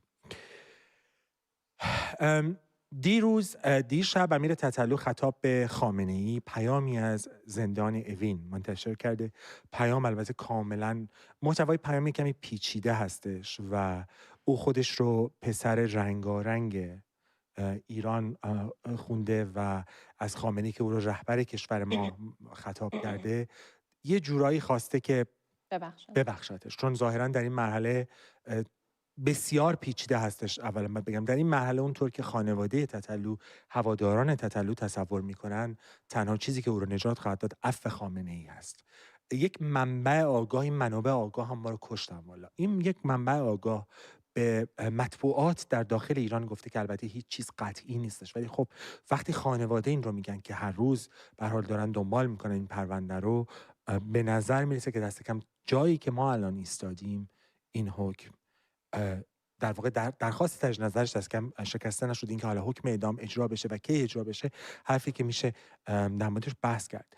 قبل از ادامه دادن به خاطر اینکه حالا یه اتفاقاتی هم افتاده می‌خوایم صحبت بکنیم در موردش. ببین ما میدونیم تتلو، من البته تتلو رو یک جور دیگه شناختم و دیدم که در موردش بارها صحبت کردم.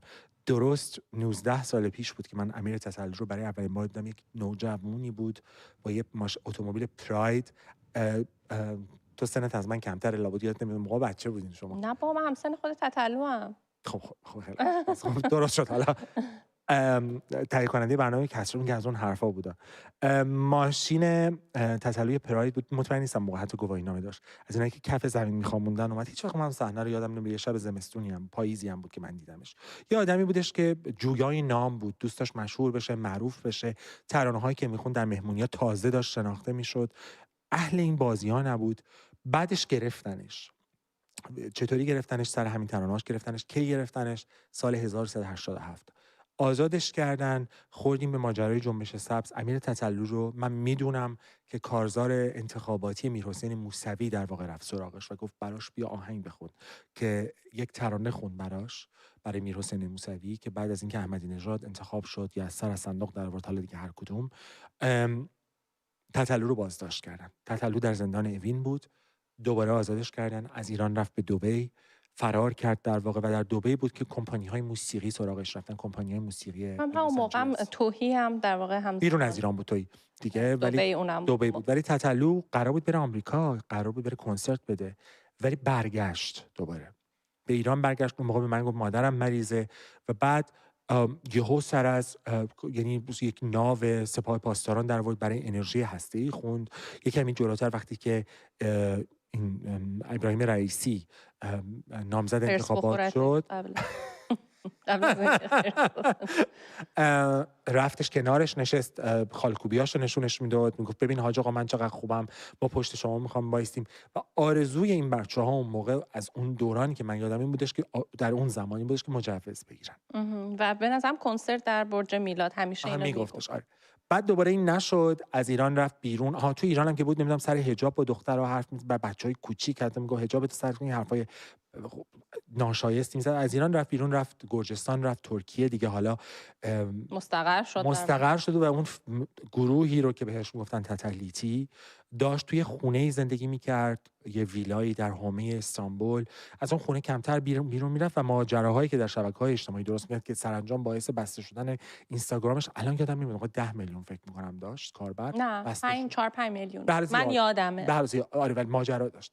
تو به عنوان کسی که حقوق زنان رو همیشه دنبال کردی، مسائل مرتبط با زنان رو در داخل ایران، حقوق زنان رو دنبال کردی، بحث حجاب، برابری حقوق زن و مرد، حرفایی که تتلو میزد ناشایست بود، درسته؟ و خلاف عرف جهان بود. بله ببین، خب منم اون زمانی که تینیجر بودم، خب نوجوان بودم، همسن تتلو بودم، برام خیلی متفاوت بود بچه هایی رو مدل خودمون دیدن. تتلو، توهی، تومه، رضایا، اون موقع که اینا اومده بودن، اون موجی که اون موقع بود، برای ما خیلی لذت بخش بود که از داخل ایران، چون ما لس آنجلسی ها رو دیده بودیم، از اون طرف شهرام ناظری و نمیدونم دیگه شکوندن دیگه اینا. آره اینا مجوز گرفتن از وزارت ارشاد. دقیقاً اومدن و برای من خب دیدنشون و دونستنشون جالب بود. و خب هر کسی توی زندگیش خط قرمزهایی داره. خب منم خط قرمزم کسی هست که به حق حقوق زنان تجاوز بکنه و همینطور کودکان. و من وقتی که رفت ترکیه، جزو اولین آهنگ هایی که داد بیرون آهنگ عجب بود که من آهنگ عجبش رو خیلی اون موقع دوست داشتم و من همیشه احساس میکردم این درد دل ما دهه 60 است، تا جایی که رسید به جایی که دیدم نه، چون من معتقدم که هنر رو میشه از هنرمند جدا کرد.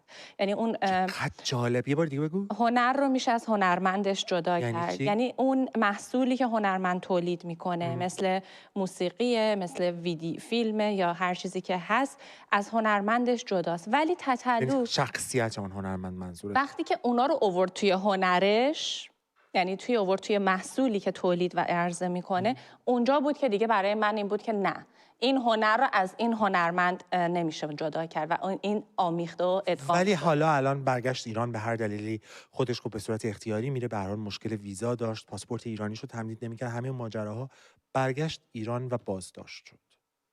الان تو کجای کاری؟ من با حکم اعدام هر کسی مخالفم. من با حکم اعدام، با مجازات اعدام مخالفم. حالا میخواد تتلو باشه یا میخواد هر کس دیگه باشه. غیر قابل بازگشت دیگه، نه؟ هم غیر قابل بازگشت، هم حکم بازدارنده ای نیست. یعنی ما میخوایم این با این حجم از اعدامی که جمهوری اسلامی داره در ایران میکنه، آیا این جرایم متوقف شده؟ البته که نه. بدتر شده که حتی میتونیم بگیم بهتر هم نشده. فکر میکنید چی باعث شد تتلو این شکلی شه؟ منظورم شکل صورتش نیست. میدونم اخلاق رفتارش که نمیدونم، حالا شاید مواد استفاده میکرده نمیکرده، ولی به نظر من میتونه بخشش مواد باشه که استفاده اگه فکر نمی‌کنی سرکوب؟ ببین اینا همونم میخواستم بگم تتلو شالوده تمام آن چیزیه که جمهوری اسلامی درست کرده، اون نسلی که امید داشت توی کشور خودش بمونه، به نظر من کاری کرد تلاش کرد که حالا از نظر من اشتباهه، چون به نظر من تو از یه قاتل مثل رئیسی نمیتونی انتظار مجوز داشته باشی. اصلا نباید این درخواست رو از یه همچین آدمی بکنی. ولی خب اون فکر میکرد که میتونه. آیا شخصیت موثری بود؟ کی؟ تتلو؟ بله. اگه یادت باشه یه دفعه توی فکر میکنم تهران بود، توی یه مجتمع تجاری چند هزار نوجوان اون موقع به خاطر تتلو رفتن. ببین خیلی جالبه، حتی الانش هم دارن تجمع میکنن. میخوام همینو بگم الان اتفاقا، ولی قبل از اون خیلی جالبه حرفت شیدا. میدونی چرا؟ برای اینکه من داشتم به اون امیر تتلویی، حالا یه تیکه از مصاحبهش رو یه کمی دیرتر پخش میکنیم، داشتم به امیر تتلویی فکر میکردم که پر از آرزو بود. دیپلمش رو گرفت به زور مامانش، من یادمه، درس نخون، دوستش بره موسیقی بخونه، نشد و تو کوچه و خیابون این کاری که الان میبینین رو یاد گرفت. خب گفتم موثر بود به نظرتون، نظر خودم هم با اجازت بگم. البته که بود. ببین ما هیچ وقتی که اینها این نسل تتلو آمدن و موسیقی موقع، ببین مجوز ارشاد داشتن اولا بسیار مهم بود، از کسی من جرأت میکرد موسیقی. این بچه‌ها توی دوره اول احمدی نژاد بود که اومدن بیرون دیگه، درسته؟ از فضای اینترنت استفاده کردن دیگه، براشون مهم نبود با یه اسم مخفیانه یا اسم مستعار یا اسم هنری کارشون رو اینترنت عرضه میکردن. و تو یه جایی رسیدیم ما که وقتی در تاکسی ها که محل شنیدن موسیقی و ترانه بود میشستی، دیگه نمیدونستی اینی که داری میشنوی از لس آنجلس اومده، از زیرزمینای تهران اومده، یا مجوز وزارت ارشاده. به خاطر اینکه خود ارشاد هم مجبور شد به یه چیزایی مجوز بده که تا قبلش نمیداد. یک دوما کسی فکرش رو میکرد به قاتل زنجیره‌ای بره بهش امیر تتلو رو بیاره کنار خودش بشینه که رأی جمع کنه. اینا همه تأثیره. خب حالا صحبت از تأثیر کردم، این اتفاقی که افتاد، این حکم اعدامی که شکسته نشده، دیدم که طرفداران تتلو پوستری رو درست کردن که الان میبینیمش اتفاقا و گفتن که بیاین تجمع بکنیم برای تتلو ساعت 11 صبح جمعه، همین جمعه که میاد در تهران.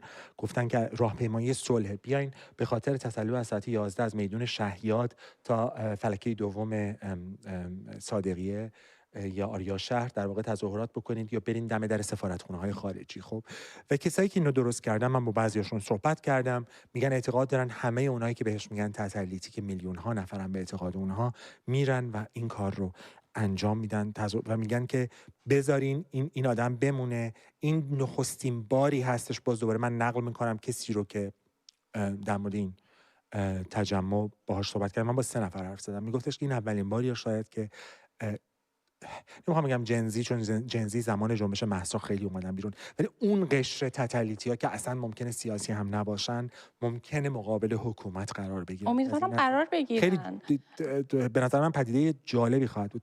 موافقی؟ ببین یه آدمی بود که با تتلو خیلی رفیق بود. من از ایران یادمه اون رو، اردلان تومر رو. اردلان یکی از کسایی که الان کالیفرنیا زندگی میکنه، سال‌ها از ایران بیرونه و بسیار نگران امیر تتلو در صفحه اینستاگرامش داشتم. ببینیم در مورد امیر چی گفته، برمیگردیم. آدم حتی تو بهشتم گاز زد و میوه‌ای که خدا ممنوعش کرد، ولی باز بهش این زندگی رو بخشید با اینکه از بهش بیرونش کرد. شاید اون خطا بزرگترین خطای ما بود، شاید خوردن اون سیب همه اشتباه بود، شاید باید الان بهش زیر پای ما بود. بگذاریم آدم از اولش هم جایز الخطا بود. اون که خدا بود بخشید، این که شما این سهم ما بود تبعید، همه جا دور وطن یعنی قل و زنجیر، حق ما بود تشویق. حالا حرف ماست تسلیم، حکم خداست بخشش و با شماست تصمیم. این حرف اردلان تومه بود که بسیار نزدیک به ولی علی تو خودت هم مصاحبه باهاش کردی از ایران.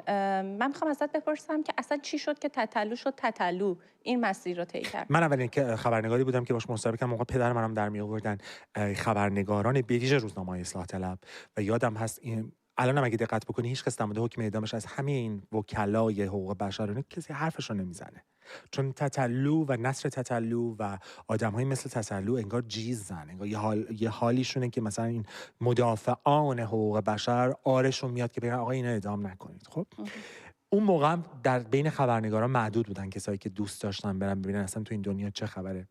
من این شانس رو داشتم که این بچه‌ها رو ببینم. اولین مصاحبهش رو با من کرد.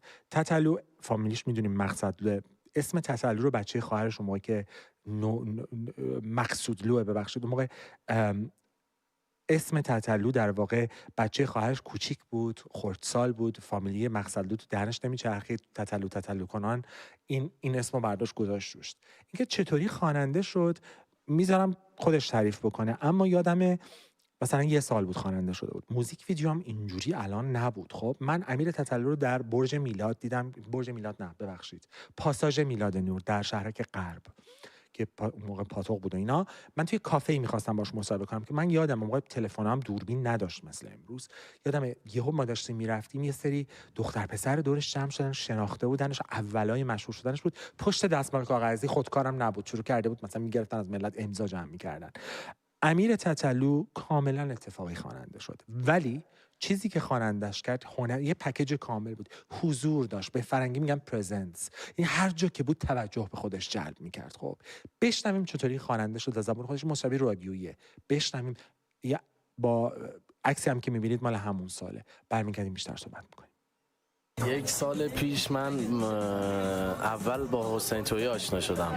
1 سال پیش شب یلدا من با سروش هیچکس خونه یکی از دوستامون بودی. از اون موقع شد که اصلا من اومدم تو رپ و دیگه تو آهنگای رپ خیلی دوست داشتم، همیشه باشون زمزمه میکردم و بعد دیگه با بچه‌ها آشنا شدیم و اومدیم تو 2-3 تا آهنگ خوندیم و دیدیم که هم رپ فارسی خیلی رشد کرد. هیچی دیگه خیلی دوست داشتم و شروع کردم آهنگ واقعیت و خیلی به طور اتفاقی من تو استودیو بودم. رضا پیش رو برگشت گفتش امیر ببین تو که صدات خیلی خوبه، ببین میتونی ته این یه شعری بنویسی بخونی. منم نوشتم و خوندم و بچه‌ها خیلی خوششون اومد و گذاشتیم رو آهنگ باشه و از اونجا دیگه شروع شد.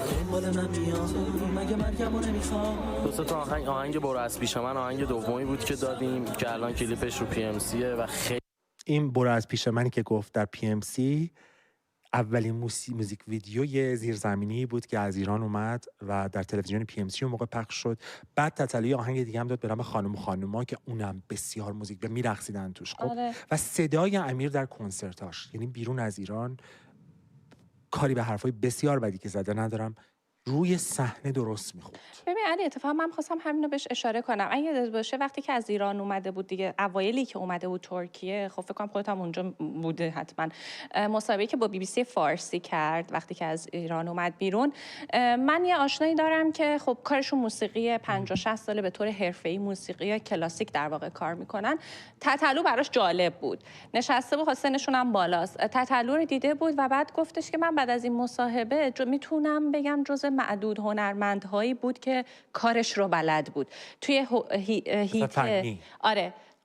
موسیقی و خوانندگی، سوار کارش بود و میدونست داره چی کار میکنه. حالا میخوام اینم بگم که ما نمیتونیم از بقیه جرایمش چشم بپوشونیم، بالاخره کار اشتباهه، ولی من به دستگاه قضایی جمهوری اسلامی اعتماد ندارم و معتقدم که سوای از اینکه چی گفته و چی کار کرده، حقش اعدام نیست، نه به اعدام برای هر جرمی، ولی بالاخره باید مجازات زندانه یا هر چیز دیگه یا یک دستگاه قضایی البته سالم، نه جمهوری اسلامی.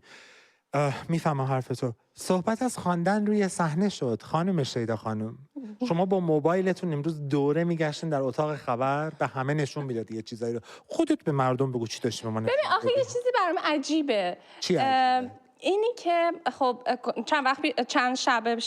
چند شب پیش کنسرت شادمهر عقیلی بوده توی دالاس آمریکا و همه شاکی بودن. چرا برام عجیبه؟ چون 6 سال پیشم تو لندن همین اتفاق چرا شاکی بودن؟ به خاطر اینکه پلی بک خونده می‌شده، مثل اینکه ساوند انجینیرینگ، یعنی لب می‌زدن و تست صدا انجام نداده بودن اصلا. چون این اتفاق توی کنسرت‌های دیگه هم که من اینجا متاسفانه بعضی از هنرمندا رفته بودم پیش اومده، اصلا چک نمی‌کنن صدا رو. یعنی تو میکروفون هم حرف عادی میزنی با نویز، با نویز چی میشه به فارسی؟ یعنی صدای بد. آره، با صدای بد به گوش مخاطب شنیده میشه و همه شاکی بودن، در حدی که هنرمند که آقای شادمهر عقیلی باشن مجبور میشه صحنه رو ترک کنه.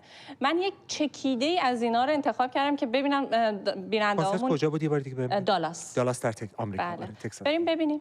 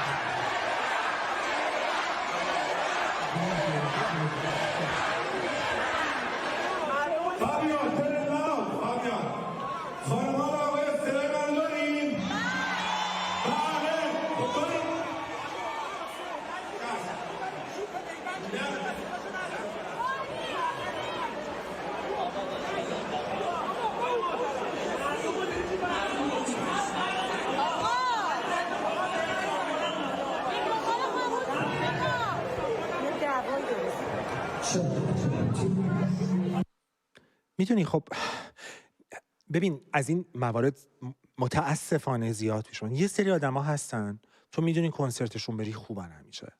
خانم گوگوش، آقای ابی، لیلا فروهر، یعنی میخونن، سالن خوبه. من خیلی موافق نیستم با این حرف.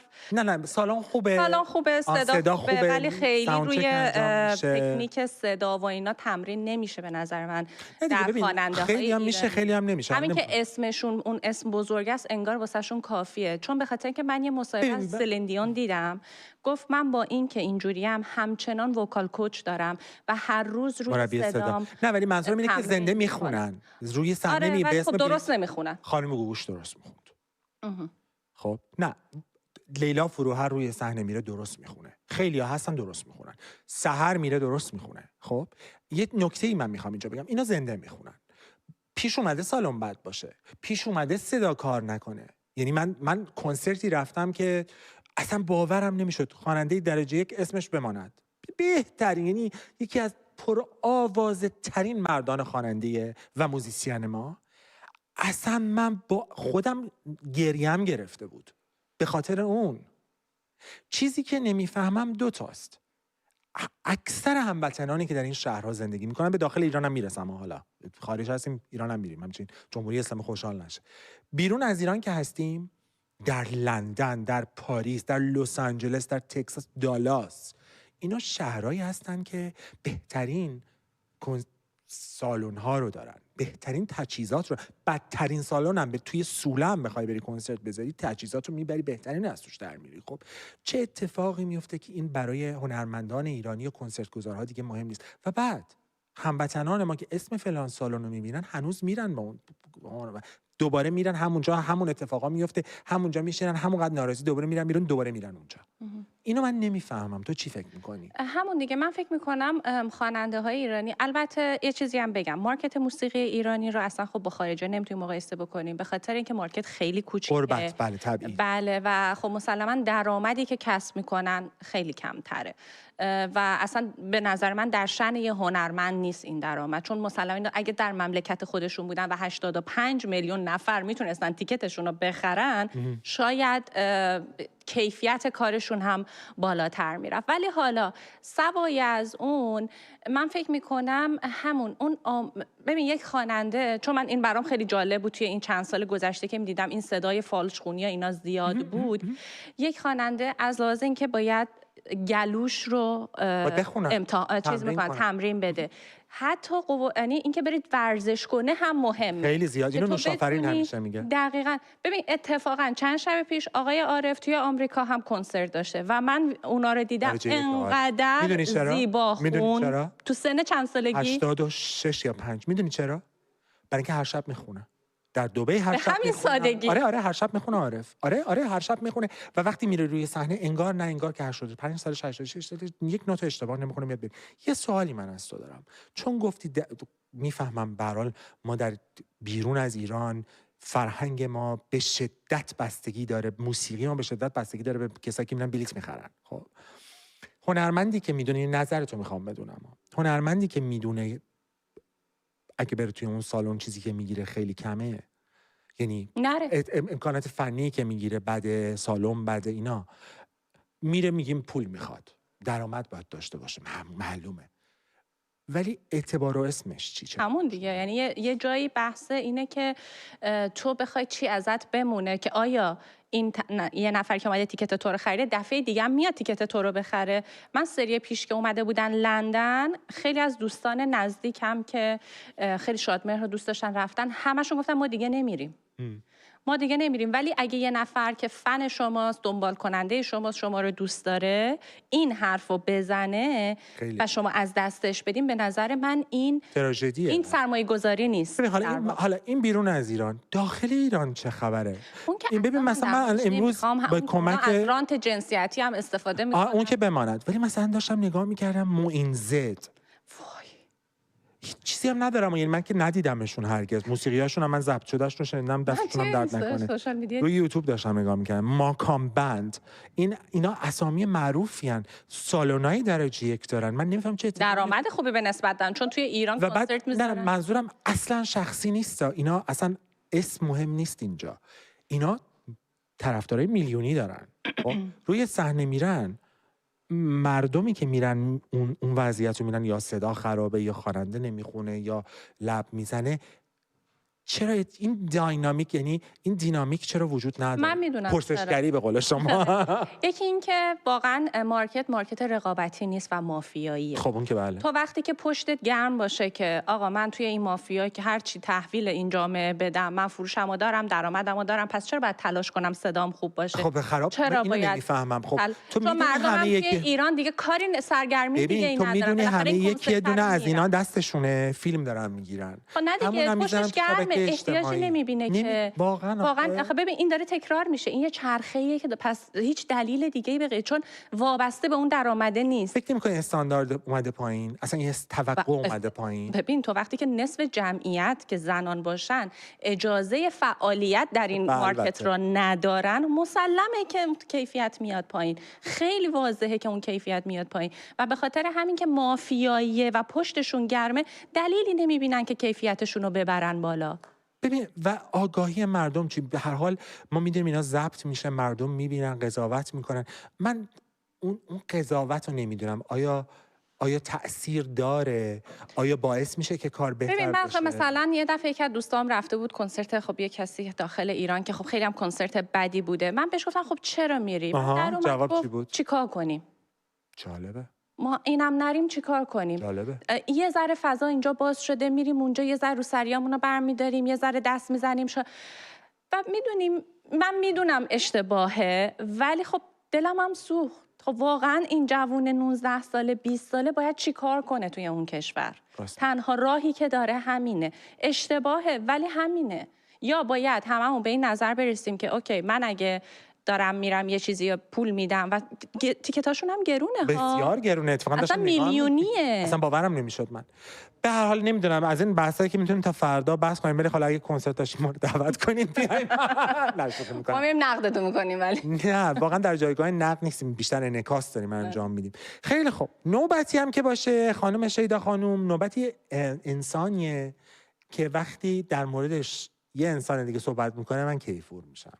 نوبتی هم که باشه نوبت عمود خیمه است. گفتم کیه من و خانم سالومه خانم که اونجا وایسته هم داره خودشو حاضر میکنه. بریم نگاه کنیم برمیگردیم. سلام سالومه، این روژین خانم ماست. وقتی برنامه تو شروع میشه میاد کنار تلویزیون فقط شما رو نگاه میکنه.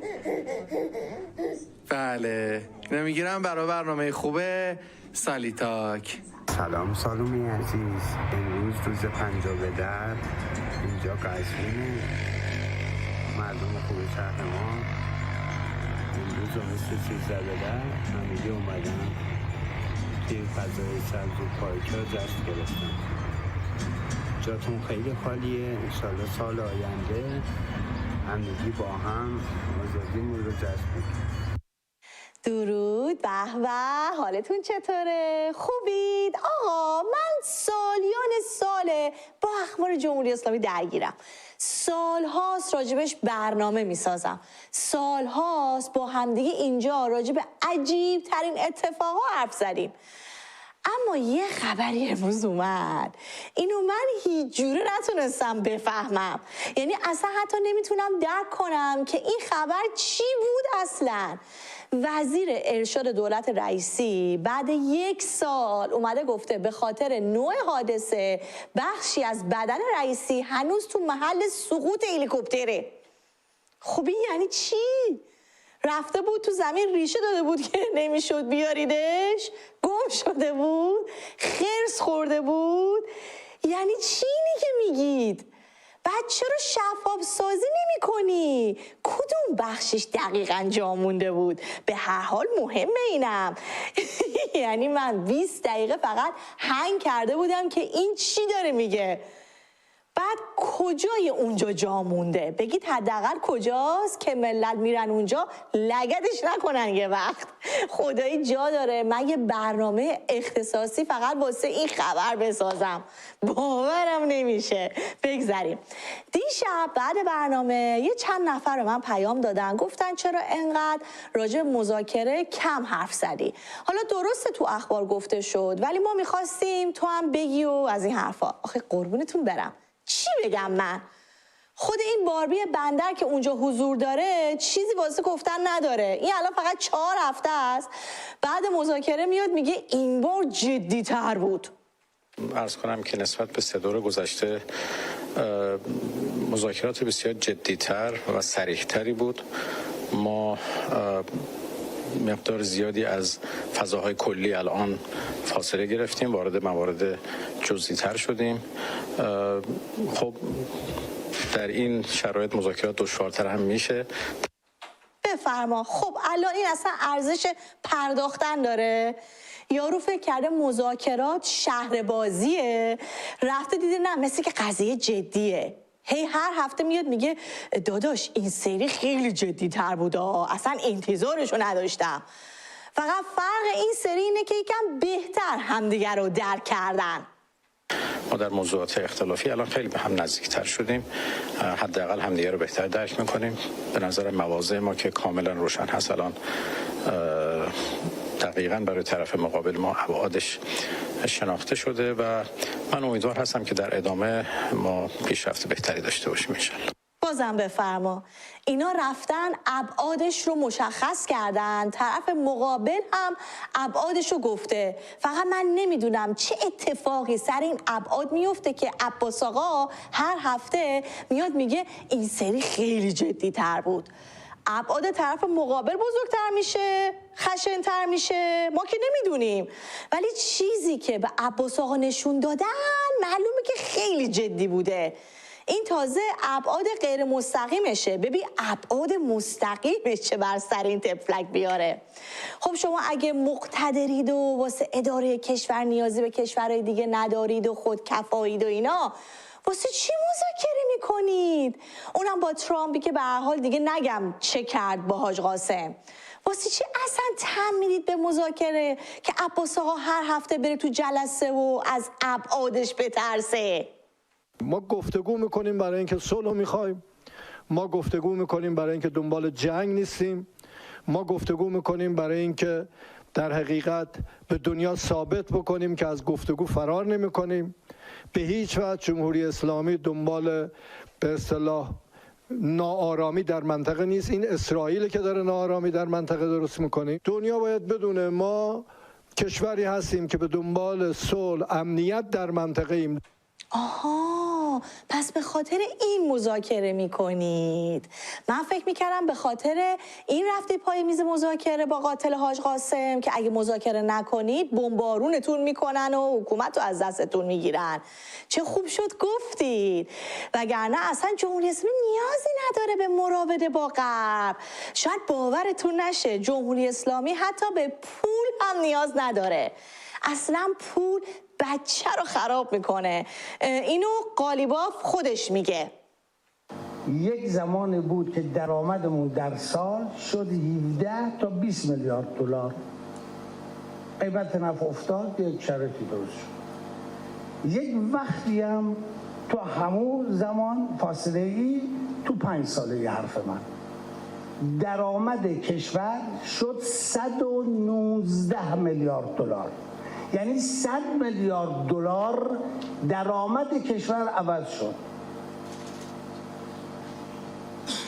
شما نه رشد اقتصادی دیدید، نه کاهش تورم دیدید، نه آثار او رو میتونید ببینید که با این ثروت خلاصه ما چه کردیم. اشتباه نکنید، مشکل ما پول نیست، مشکل ما اراده هاست، مشکل ما تفکره. بنابراین یادداشت میکنیم اگه درآمد کشور 100 میلیارد دلار بیشتر شد ولی مردم ذره احساس نکردن که اوضاع بهتر شده، به خاطر این نیست که اون 100 میلیارد دلار رو مسئولین بین خودشون ها پولی کردن. مشکل از اراده و تفکره. واقعا هم مشکل پول نیست، چون پول هست. مشکل اینه که پول مملکت دست شما دزداست. به خدا من نمیدونم الان به دزدا بی احترامی شد یا نه، چون شما یه چیزی ورای دزدید. دزد کجا اینجوریه؟ دلم به حال اون اندک افرادی میسوزه که فکر میکنن توافق شه و تحریما برداشته بشه اوضاع خوب میشه. بله خوب میشه، پول میاد تو کشور، اما درصدی به حال مردم فرق نمیکنه. اینم سند مبثقش که این قالیباف گفت براتون. البته اینم بگم ایشون در اصل گفت مشکل با پول نفت حل نمیشه، ولی مشکل با پولای مردم که پس انداز کردن سرمایه‌شون رو قطعاً حل میشه. ما به همین میزان که به تسهیلات بانک نگاه میکنیم، یک مثال میخوام بزنم. به تسهیلات بانک نگاه میکنیم که وام به ما بدن، که خوبم هست، چرا ما از اون طرف به صندوق امانات بانک‌ها نگاه نمی‌کنیم که چه حجمی از دارایی‌های مردم اونجا حبس شدن؟ چرا نمی‌خوایم اونها رو آزاد کنیم از اونجا؟ یعنی اینقدر انگیزه اقتصادی به مردم بدیم، اینقدر فرصت فراهم بکنیم که اون دارایی اونجاشو با ضمانت و داوطلب در صف این باشه که بیاد اقتصاد کشور رو در تولید متحول کنه. 100 میلیارد دلار تو دهه 80 نتونست اقتصاد و تولید کشور رو متحول کنه، اما سرمایه مردم که سعی کردن با چنگ و دندون حفظش کنن باید بیاد تولید رو متحول کنه.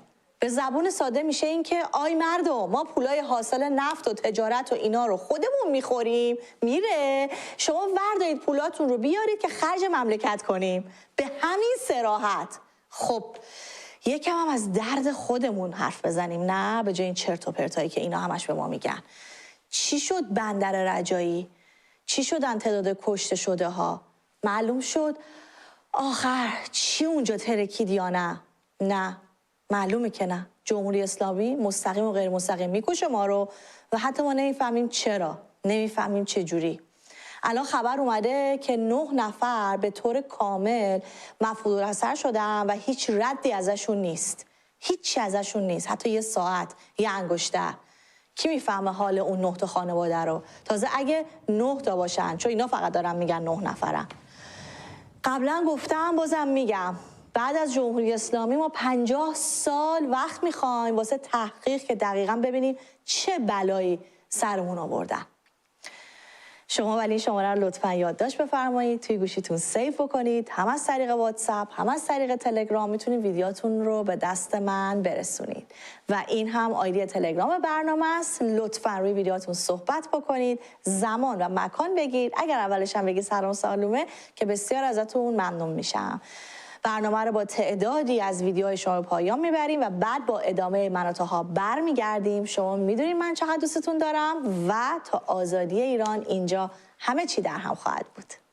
سلام سالومه، ما الان ساعت 2 بود از سر کار اومدیم خونه. اونجا که برق رفته بود هیچ به ما رسیدیم خونه، باز اینجا برق قطع شد. یعنی 2 ساعت 2 ساعت نیم دوباره اینجا ما برق نداریم. تقریبا توی گرمای 50-60 درجه جنوبم هستیم. الان گناه ما چیه؟ مسئولای ما که کشورداری رو بلد نیستن مدیریت کنن، چرا ولکن نیستن؟ چرا نمیرن؟ چرا نمیمیرن؟ با درود.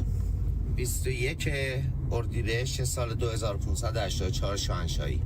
اینم از قله های سیدعلی. از کجا اومدیم؟ الان از میدون، از سرای طالقانی اومدیم تا برسیم به بولوار شاهنشاهی. همه خاموش، تمام قطع. یعنی از تقاطع شریعتی تا اینجا همه تاریک. هیچ چراغ، نه چراغی، نه خونه‌ای، نه حتی چراغ راهنمای رانندگی، هیچ کدوم روشن نیست. یعنی قشنگ زاییدن اینا زیرش. فقط موندم ما ملت چرا یه لغت نمیزنیم اینا بیفتن. توی متحیرم. سلام سالومه جان، امروز 21 اردیبهشت ماه 1404 من تو قم زندگی میکنم. ببین سالومه جان، نیمی از شهر توی تاریکی مطلق، گندگوز مملکت، گندگوز خاورمیانه، فقط لات کوچه خلوته، لات کوچه خلوت. سلام سالومه جان، من این گزارش رو میگیرم که برات بفرستم بدونیم ما تو ایران مریض هامون چنین وضعیتی دارن. الان اکسیژن لازم داریم، تخت برقی رو لازم داریم که باید کار کنه دیگه. همه چیز مریض الان دیگه برقی شده، یعنی وسایلش برقی شده. نمیدونم الان اگه تو آسانسور بودیم بعد تو آسانسور میموندیم، اگه تو حموم بودیم بعد آب گرم نداشتیم، تو تاریکی میموندیم. اصلا الان دستمون الان هیچ کاری نمیتونم بکنم براش. فقط میخواستم بدونین که حال مریضامون اینجوریه. اگه اکسیژنش بیاد پایین، الان اکسیژن ندارم که بهش بزنم. اصلا نمیدونم باید چیکار کنم. واقعا این ویدیو آدم میبینه چقدر قصه میخورم. ما هر روز تقریبا حس استیصال که کاری به غیر از اینکه خب ما حالا تلاشمون رو میکنیم نشونشون بدیم، آگاهی رسانی بکنیم، ولی اینکه عملاً کار تغییری نمیشه بکنه، این به نظر من یه ذره. من همیشه گفتم چرخه اطلاع رسانی چرخه است، یعنی مردم بفهمن که باید اطلاع بدن، اون اطلاع برگرده به مردم و اون وقت اون تبدیل به عمل بشه.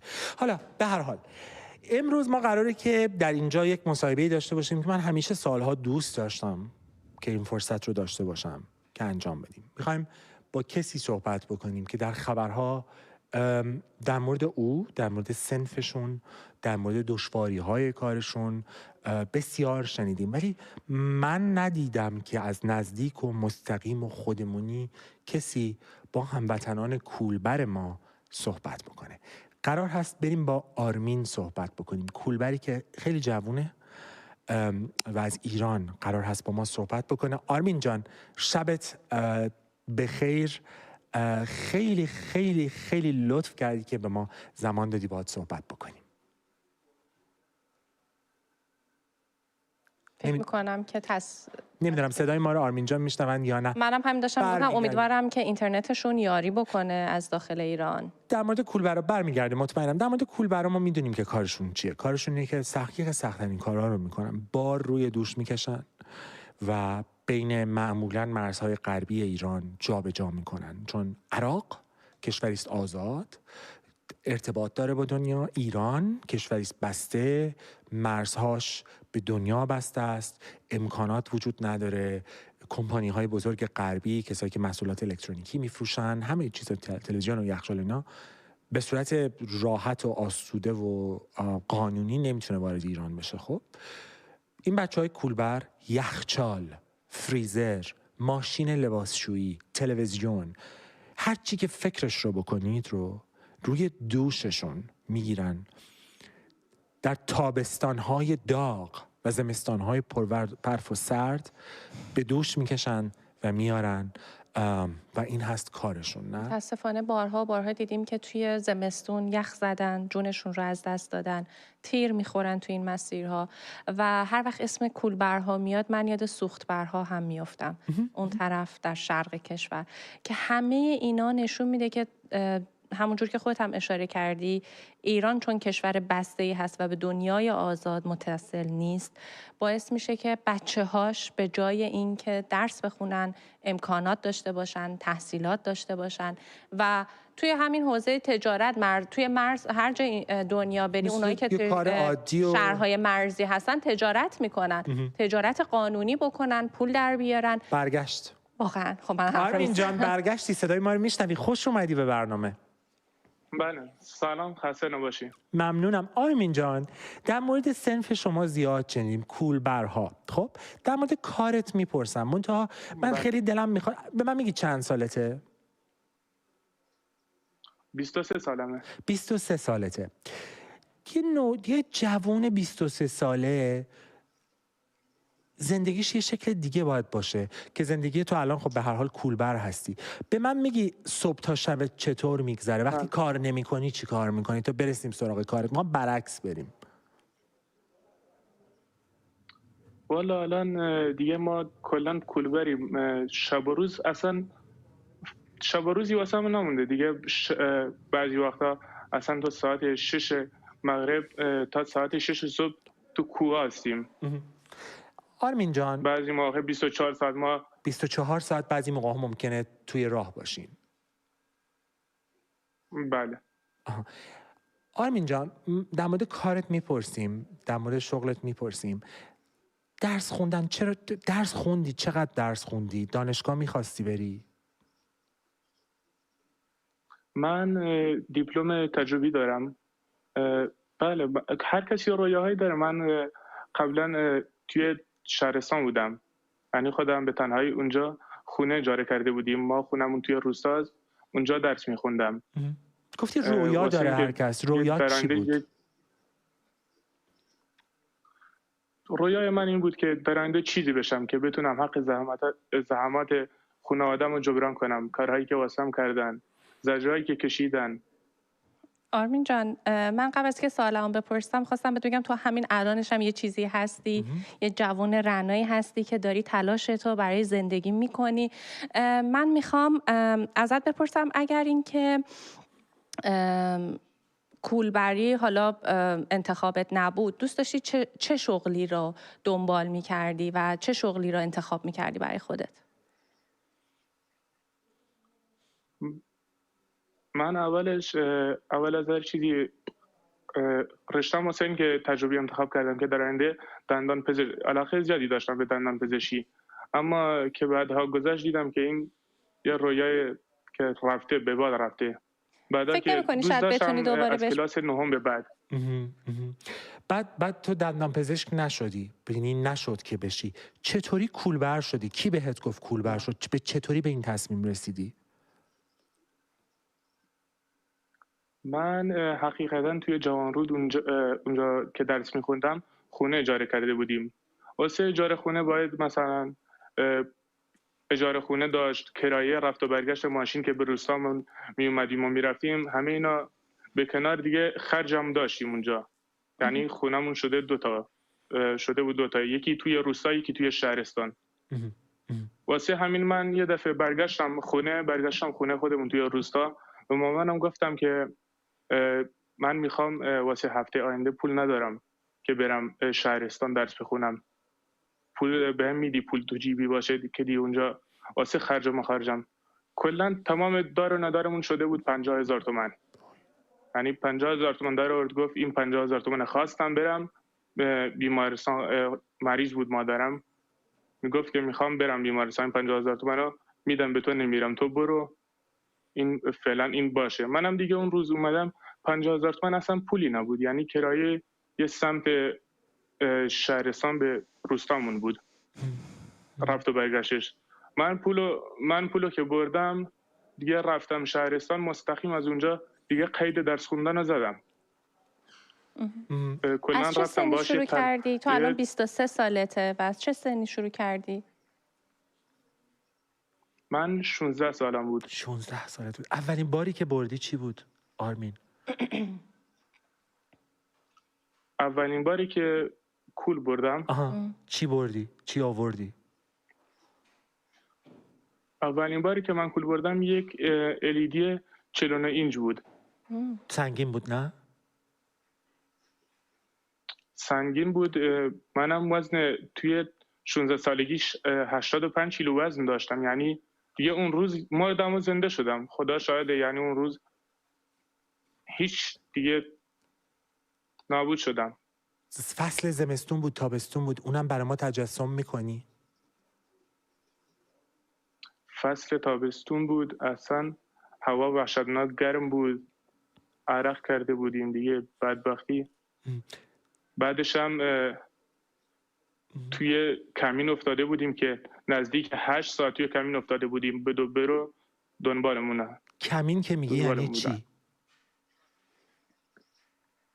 کمین زده بودن نیروهای هنگ مرزی و همون نیروهای مرزبانی و سپاه اونجا لب مرز که بهش میگن میل مرزی بین عراق و ایران، اونجا کمین زده بودن که ما رو مثلا کولهای ما داره رد میشه، یهو میزدن با تاپا رو همون تفنگ‌های بادی با اونا میزدن دیگه، وسط میافتادن وسط ما، کولامون رو میگرفتن که بعدا کولو ببرن مصادره کنن.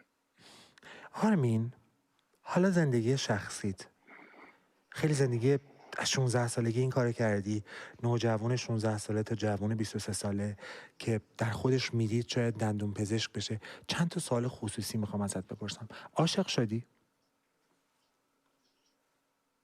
بله. فرصت عشق و عاشقی رو دارید پس؟ من یه داستان دارم از این عاشقیم. من با یه دختری بودم، نزدیک 2-3 سالی بود که باهاش در رابطه بودیم دیگه، قصدمونم ازدواج بود. منتها من بهش نمیگفتم که شغلم چیه، چیکارم میکنم چیکار نمیکنم. همین 1-2 سال با هم بودیم که گفتم میخوام بیام خواستگاریت. گفت باشه شغل چیه؟ گفتم کوله برم. گفت والا نه یا پدرم منو به کارگار و کوله بر نمیده. هنوز بهش فکر میکنی؟ همون روز دیگه نه. آرمین جان، تو اگر اینکه من میخوام ازت بپرسم که خب توی این شرایط بودی، کولبری چندین ساله داری انجام میدی، فکر میکنی به عنوان کسی که این تجربه رو داره چجوری میشه این شرایط رو تغییر داد که جوانهای دیگه برن دنبال رویاهاشون و اون چیزی که میخوان رو دنبال کنن؟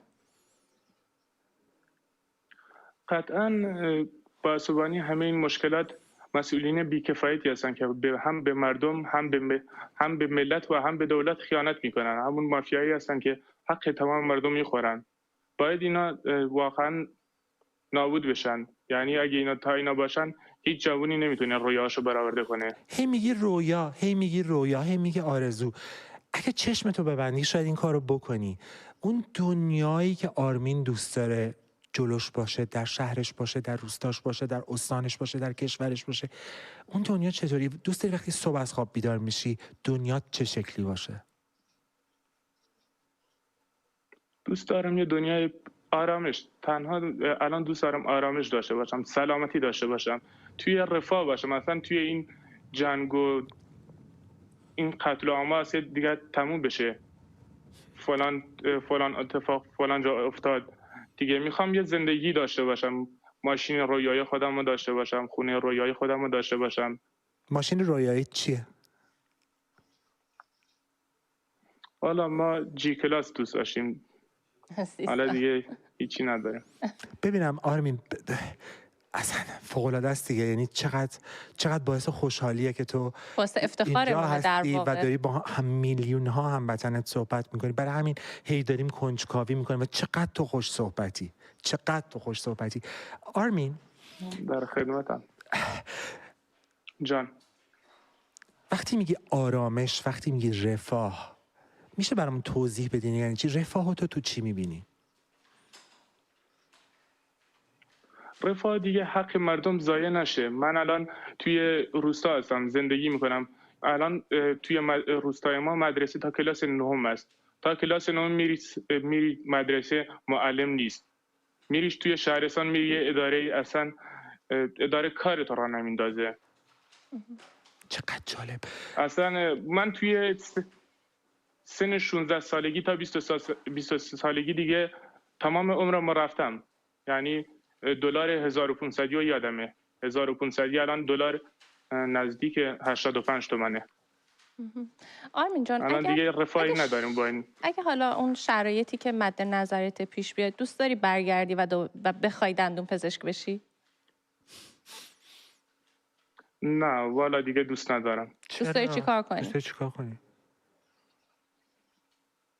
دوست دارم من بیشتر وقتی که دندون پزشکی دیگه گذاشتم کنار، علاقه زیادی به تئاتر و سینما داشتم که واسه همینم توی فضای مجازی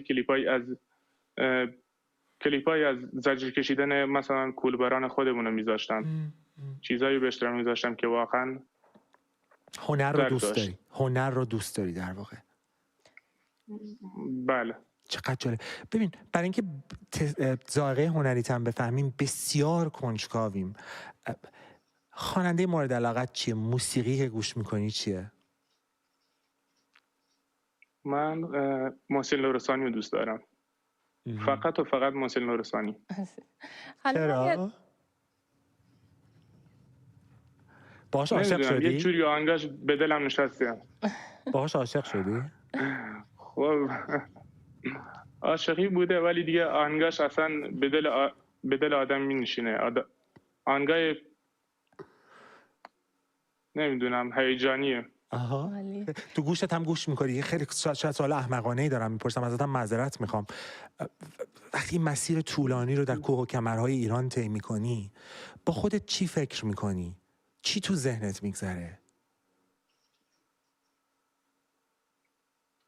من خودم یه مهره سوخته میبینم، کسی که دیگه نه آینده‌ای داره، نه آرزویی داره، نه رویاهایی که مردن. اصلا ما در 70-80 دیگه نسل سوخته هستیم. وقتی با کولی که روی بار منه 30 کیلویه، بار انسان نیست. دقیقاً. ولی به تغییر چقدر اعتقاد داری؟ چقدر امید داری به این تغییره؟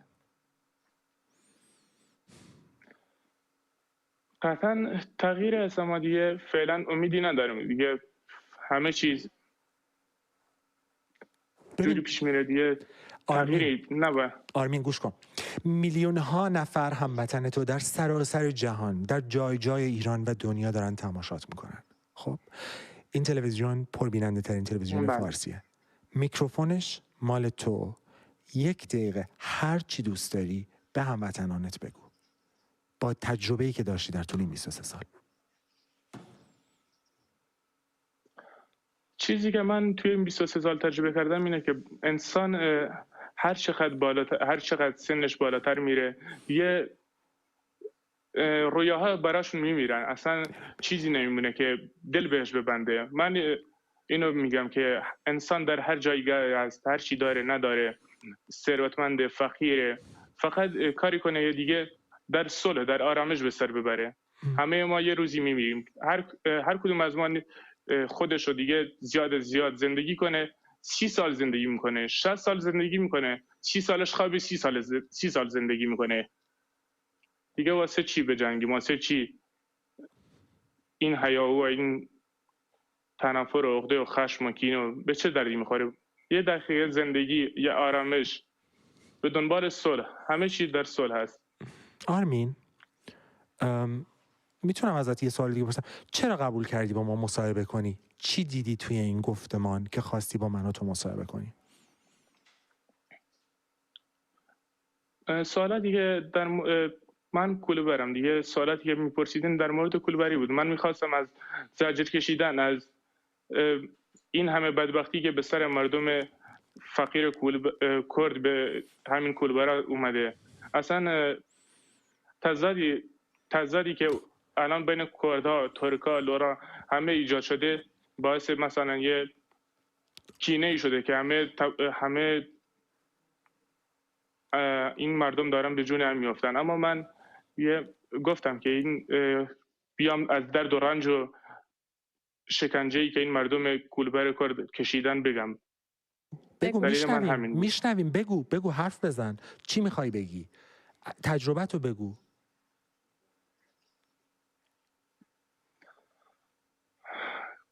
نمیدونم، قطعا انسان ها این کولبران کردی که مثلا فیلم های از خودشون توی دنیا مجازی میذارن، من کامنت های بعضی رو خوندم که بعضیا میگفتن شما تجزیه طلب هستید، شما به دنبال این هستین که حکومت رو به دست بگیریم. والا ما به دنبال هیچی نیستیم.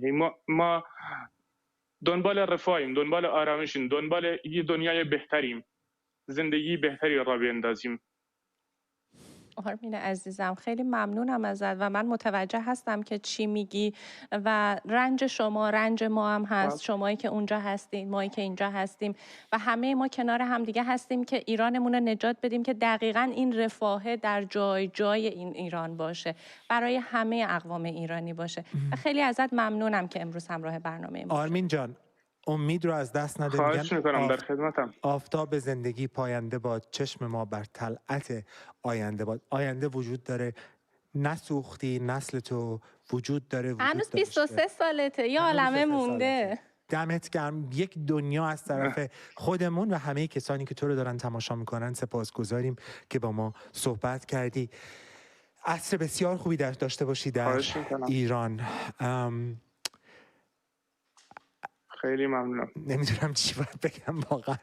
تنها چیزی که میدونم اینه که قراره که ما یک مستندی رو پخش بکنیم، یعنی روی یوتیوب قرار هستش که مستند کولبرها گذاشته بشه و هموطنان برن تماشا بکنن. مجموعه است از قصه های کولبرها در ایران.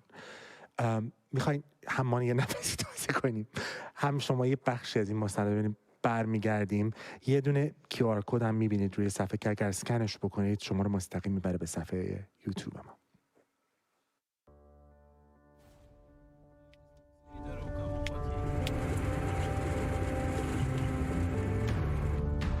ژیان لیگامی مردن یگام عوضی توینی و قیمت گیانی آن تمام بوده.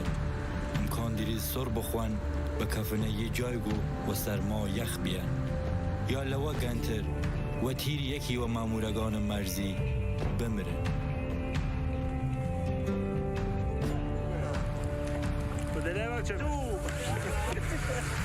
کولبری مصیبت گورای جیان مردم مناطق کردنشین مرزی که مای حکم قصاصی گه که دیار نیه که تمام بوده.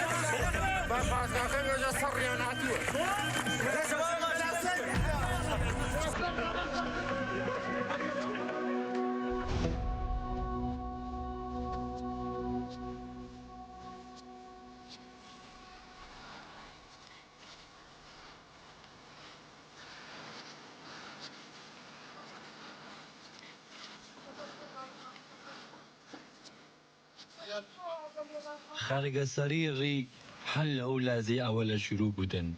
ریل پیش در پیچ کوهستانی، سرمای شدید زمستان، بی کراس مناسب یا وسایل کوهنوردی.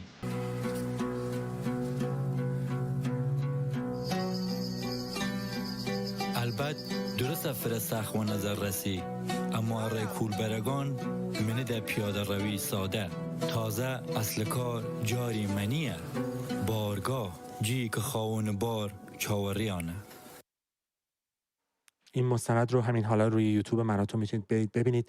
دارم توی کامیونیتی نگاه میکنم و هموطنانی که دارن برای آرمین مینویسن که چقدر دوستش دارن. خدا کنه این برنامه رو داره تماشا میکنه بشنوه که چقدر دوستش دارن. و شیدا جا داره اینجا بگیم تو هنوز نیاز به نفس بکشی، جا داره این رو بگیم و اولا تشکر بکنیم از تک تک هموطنانی که با حمایتشون باعث میشن این ارتباط باقی بمونه و همچنین آدم‌های دیده بشن، صداشون شنیده بشه، ما باهاشون بتونیم حرف بزنیم. ارتباط دو طرفه است.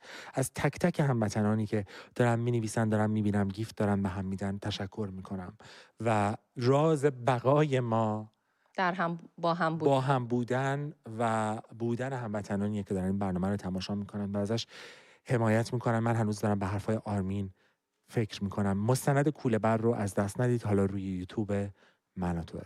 شاید میخوای حرف آخر تو بزن، من جونم در اومد. میخوام بگم که آرمین به نظر من حرف خیلی از عزیزانی ها زد که گفتم ما خسته ایم از رنج، از فقر، از این چیزی که هست و یادمون نره باعث و بانی همه اینا جمهوری اسلامیه. آرمین در اومد گفتش که بس از این که بعد از جمهوری اسلامی ما بخوایم حالا به جون هم دیگه بیفتیم یا بخوایم حرفایی بزنیم که دیدی گفت خیلی بولد شده که میگن ما کردیم شما ترکیم، ولی ما خسته ایم، ما از این حرفا خسته ایم. این یعنی فریاد زندگی، یعنی که اینا دیگه از این ظلم این حکومت خسته شدن و رفاه میخوان. دیدی که زندگی میخوان. گفت که مگه من چند سال زنده‌ام که حالا بقیه‌اش هم بخوام حالا مثلا توی این اتفاق ما آرمینو مثلا در ایران ببینیم که سوار اتومبیل مورد علاقه‌شه، بریم تو خونه‌اش، فکرشو بکن. و میدونید چقدر جالب بود امروز ما از امیر تتلو شروع کردیم یک قربانی و اصلا دلم نمیخواد بگم آرمین نمیخوام بگم قربانی، بعدم اومد چیزی که گفتم. من فکر میکنم پدیده هایی که امروز باهاشون روبرو هستیم همه زایده یک مشکلن. این مشکل هم هممون میدونیم. فقط میخوام هموطنان این طیف بسیار سیال رو تو ذهنشون مرور بکنن. یادمون نره اگه جمهوری اسلامی نبود شاید تتلو هم این شکلی نمیشد، شاید به اینجا نمیرسید، آرمین هم به اینجا نمیرسید، شادمهر هم حتی شاید کنسرت‌های بهتری میذاشت. یعنی میخوام بهت بگم که من در آخر همه این چه میگن نتیجه گیری که میخوام بکنم، تمام مشکلات ما با پایان گرفتن یه همچین حکومت مافیایی چی میگن ذاتش کشیدن همه چیز ایران. نه اشتباه. من وقتی گفت نسل سوخته خیلی تو فکر فرو رفتم. امیدوارم با هم نسل سوخته هیچ کدوممون نسل سوخته نیستیم. اتفاقا من فکر میکنم این نردبون پیشرفت ما به سوی آینده بهتر روی دوش تک تک ما هست. قصه ما اینجا به سر میرسه. نمیرسه ما هست. نه ما یعنی قصه ما به سر میرسه. قصه این برنامه رو میخوایم بدیم دست امید عزیز. تو هم داری گریه میکنی امید؟ اشک میریزی؟ نمیریزی؟ بچه‌ها همه تحت تاثیر حرفای آرمین هستن. علی هم همینطور. شب شما بخیر، روز شما هر کجایی از دنیا که هستین بخیر و با ادامه برنامه با ما باشید. ما هم میریم گوش کنیم ببینیم شما زنگ میزنید چی میگید. مرسی شیدا. شب بخیر. دم شما گرم رفقا. با درود دوباره خوشحالم در خدمتتون هستم. بختیار بوده امشب هم با من که با علی حمید عزیز دوست داشتنی در خدمتتون باشم. پیش از این که علی آقا برنامه رو آغاز کنیم و بخوایم بریم سراغ سوژه و موضوعاتمون، من دوست دارم 2 تا نکته رو بهش اشاره بکنم. یک نکته همون بحث حکم اعدام که امیر تتلو اومده بچه‌هاش اشاره کردن. دردی از کسی دوا نخواهد کرد. اگر نسل جوان میخواین باهاتون آشتی کنه که نمیکنه، دست از این کاراتون بردارید و حق هیچ کس مرگ نیست. واقعا هیچ کس حقش مرگ نیست. آن جانی که میگید خداوند به انسان داده، شما هیچ جای این جهان وای نستید که بخواید از آدم بگیرید یا جای خدا بخواید تصمیم بگیرید. بشینید سر جاتون، نکنید این کارو. یه نکته دیگه هم هستش. امروز در اخبار من خوندم کلارنس سیدورف شده مشاور فنی باشگاه استقلال تهران. رو سخنم با هلدینگ خلیج فارس و مدیران باشگاه تاج ایرانه که اسمشو غصب کردن، لوگوش هم غصب کردن. این دلقک بازی‌ها رو تمامش کنید. تیمی که مربی نداره، حق پخش نمیتونه بگیره، تبلیغات محیطی نمیتونه داشته باشه، قرارداد نمیتونه، انقدر پرونده تو فیفا دارید، بدهی‌های قبلیتون مونده، کلارنس سیدورف ورود دقیقاً کجای بازیتون قرار بگیره. این تیم مربی میخواد، این تیم زمینه اختصاصی میخواد، تمرین میخواد، امکانات میخواد، سرمایه گذاری درست میخواد. واقعا باید خصوصی بشه. باشگاه اختصاصی خودش رو که داشت رو باید بهش پس بدید. اینا رو پیگیری کنید اگه به فکر این تیم هوادارش هستین. کلارنس سیدورف آوردید که کیو گول بزنید. دوباره پرونده مالی دیگه درست بشه، پولش رو ندید بره شکایت کنه 2 میلیون دلار بگیره. این دلقک بازی‌ها رو بس کنید. انقدر با احساسات مردم و هواداران بازی نکنید. در همه زمینه‌ها. اعدام تتلو بگیر، تیم بستنا بگیر، انتخاب مربی بگیر. این دلقک بازی‌ها رو تمامش کنید. یا اگر نمیتونید تمامش کنید، من نمیتونم تمامش کنم. نه، ما باید تمامش کنیم. باید درخواست تیم باشه که برید. آره واقعا. دست از سر مملکت بردارید. بله. علی آقای عزیز و دوست داشتنی، در رابطه با تشکلات صنفی میخوایم صحبت بکنیم. چی میشه که تشکلات صنفی در ایران نمیتونن مستقل کار کنن و نمیتونه اون هسته اولیش و اون کورش به قول معروف شکل بگیره؟ تشکلات صنفی چه حمایتی از اصناف میکنن؟ آیا اصولا تشکیل شدن که از اصناف حمایت بکنن یا اینکه نه خود یکی از چرخدنده های دستگاه سرکوب هستن؟ در این باره امشب میخوایم با هم صحبت بکنیم و ببینیم نظر شما چیست. چگونه میتوان تشکلات صنفی مستقل داشت در یک حکومت تمامیت خواه که همه چیز رو میخواد برای خودش بکنه؟ از قطعی برق چند روز گذشته چند تا گزارش به دست ما رسیده. من از نانواهای عزیزمون که روزی مردم رو دارن میپزن بهشون میدن بفهمید این رو. مردم دیگه نون خالی رو که دیگه باید بخورن، که خمیراشون خراب شده ریختن بیرون و هیچ کس نیستش تو صنف این نونواهای عزیز بخواد بیاد حمایتشون بکنه، پشتشون باشه.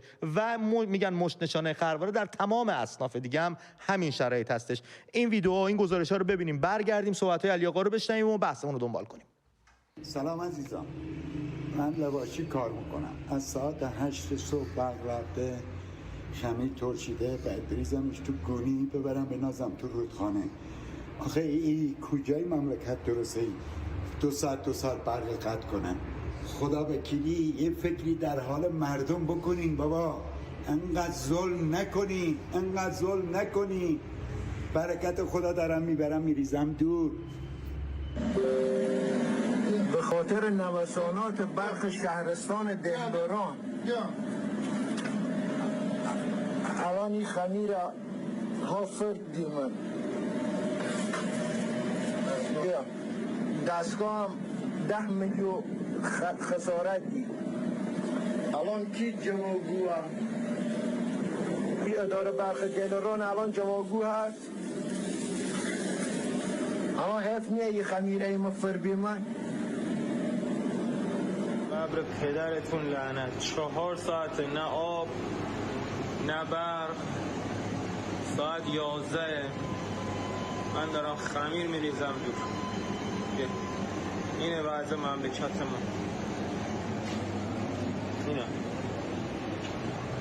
اینم یک شیسه پر اینجا، همه نونای سالم. آقای چه وضعیه؟ ساعت 2:30 شما برغر قد کرده. خدا شما پرسا خوی نسه کو این لامزه و هر پیزا خمیر مال دارم لیمینه که بر دور بریزه. ایشو چه ده خدا وکیل ایشو چه ده؟ هر پیزا خمیر بیبر خوی نبی هر پیزا خمیر مشنش تیبره. چرا با قرآن بر مردم فکر برداره؟ گفته 2 ساعت برغر قد بینه. اعلام کرده بماند. قرار میده 2 ساعت برغر قد کنه. ساعت 2:30 رفته. ساعت 3 خورده برغر نیونده. آقا ترا پیغمبر آقا فرموندار هر کا مسئول فکر مرمت کارگران بدبخت برداره. خوی رفت پیسر مشتی را جمع کنم. از جبلش نمیدو. خود صاحبنون وای دستگاهی از سخته. نفسان و برق آقا بعدی کرده. با اون خدا دستگاهی رو سخته. فکر بردارن مردم. تو این گرفتاری ها و نداری ها و کمبود ها و باندبازی ها و راندخاری ها و قتل و غارت و تجاوز که اعصاب مردم با همین جوریش داره منفجر میشه، اینم شرایط کسب و کاره. فقط قشر نونواهامون بود. حالا در اصناف دیگه در اقشار گوناگون از این معضلات بسیار است. علی آقا صحبت‌های شما توضیحات شما رو در این باره بشنویم که بریم بحث و بشکافی و ببینیم قضیه است. خیلی ناراحت کننده است و واقعا حالا همونجور که اشاره کردیم فقط نونواهان که حالا مشکل خمیرها و علی آقا ببخشید من فراموش کردم شما رو تماس برنامه اعلام کنم، بگم به خیلی ازت پوزش بخوام. ببخشید رفقا، شما رو تماس که براتون در نظر گرفته شده باشه میتونید رو خط برنامه بیاید، براتون زیرنویس شده. من هم یه بار روخونی میکنم سریع که علی آقا رو زیاد منتظر نذارم. 2044 11 83 241 052 چشم برای تماس‌های پرمهرتون که زینت این برنامه است هستیم. علی آقا بفرمایید. عرض می‌کردم ببین اساساً حالا نونواها باید یه اتحادیه، در واقع اتحادیه صنف خودشون رو می‌داشتن که بتونن از حقوقشون اینجوری در این مواقع دفاع کنن. اساساً صنف توی هر جایی اینه که در واقع نونوا، بازاری، نمیدونم راننده، لوازم یدکی فروش، خراط، همه اینها خودشون یه اتحادیه‌ای رو تشکیل میدن، یه صنفی رو، یه نمایندگی صنفی که منافعشون رو بتونند اونجا از طریق اون صنف و اون اتحادیه استیفا کنند. خب و کسی از منافعشون دفاع کنه. ولی توی جمهوری اسلامی حکومتی که در واقع از هر چیزی به عنوان صنف که یه چیز خنثیه رو خطر میبینه برای خودش، اجازه شکل گرفتن اصناف به عنوان نماینده های واقعی این در واقع مردم و گروه های مختلف، طبقات، اقشار مختلف، باعث میشه که جمهوری اسلامی نظر تشکیل بشه و اونهایی هم که تشکیل میشه با نظارت نهادهای امنیتی، با نظارت نهادهای دولتی جمهوری اسلامی افرادی از خودشون رو به عنوان نماینده این اصناف معرفی میکنن که جلوی در واقع حرکت جمعی اینها رو بگیرن، چون نگرانن. صنفی که از کارکرداش اینه که بتونن اینا با هم هماهنگ کنن، اعتصاب کنن. بله.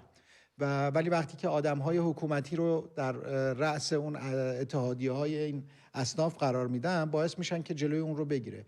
این هم خب چیزی جدید نیست. جمهوری اسلامی از سال 57 درس گرفته و اون اتفاق افتاد که حتی نماینده اتحادیه‌ها و سندیکاهای کوچک تونستند هماهنگ کنن و تو اعتصاب رو شکل بدن و جمهوری اسلامی نمیخواد اونجوری باشه. قبل از 57 فضا جوری بود که میتونستن اصناف خودشون رو با نماینده های خودشون داشته باشند، مثلا کارگران، خب یا نانواها یا راننده ها، معلمان، پرستاران، همه اینها. ولی خب الان جمهوری اسلامی با این کارش، دست بردن در این اتحادیه و اینها، این رو از بین برده. برای همین صدای یک مثلا نانوا نمیتونه به کسی برسه، نمیتونه با همصنف‌های خودش ارتباط برقرار کنه درست و با هم هماهنگ کنن. البته راه داره، میتونن حالا جدیداً به هر حال با این شبکه‌های اجتماعی خب خیلی از این اصناف با هم ارتباط‌های خارج از اون سندیکاها و اتحادیه‌هایی که به هر حال نهادهای امنیتی زیر نظر دارن، خودشون با هم ارتباط میگیرن و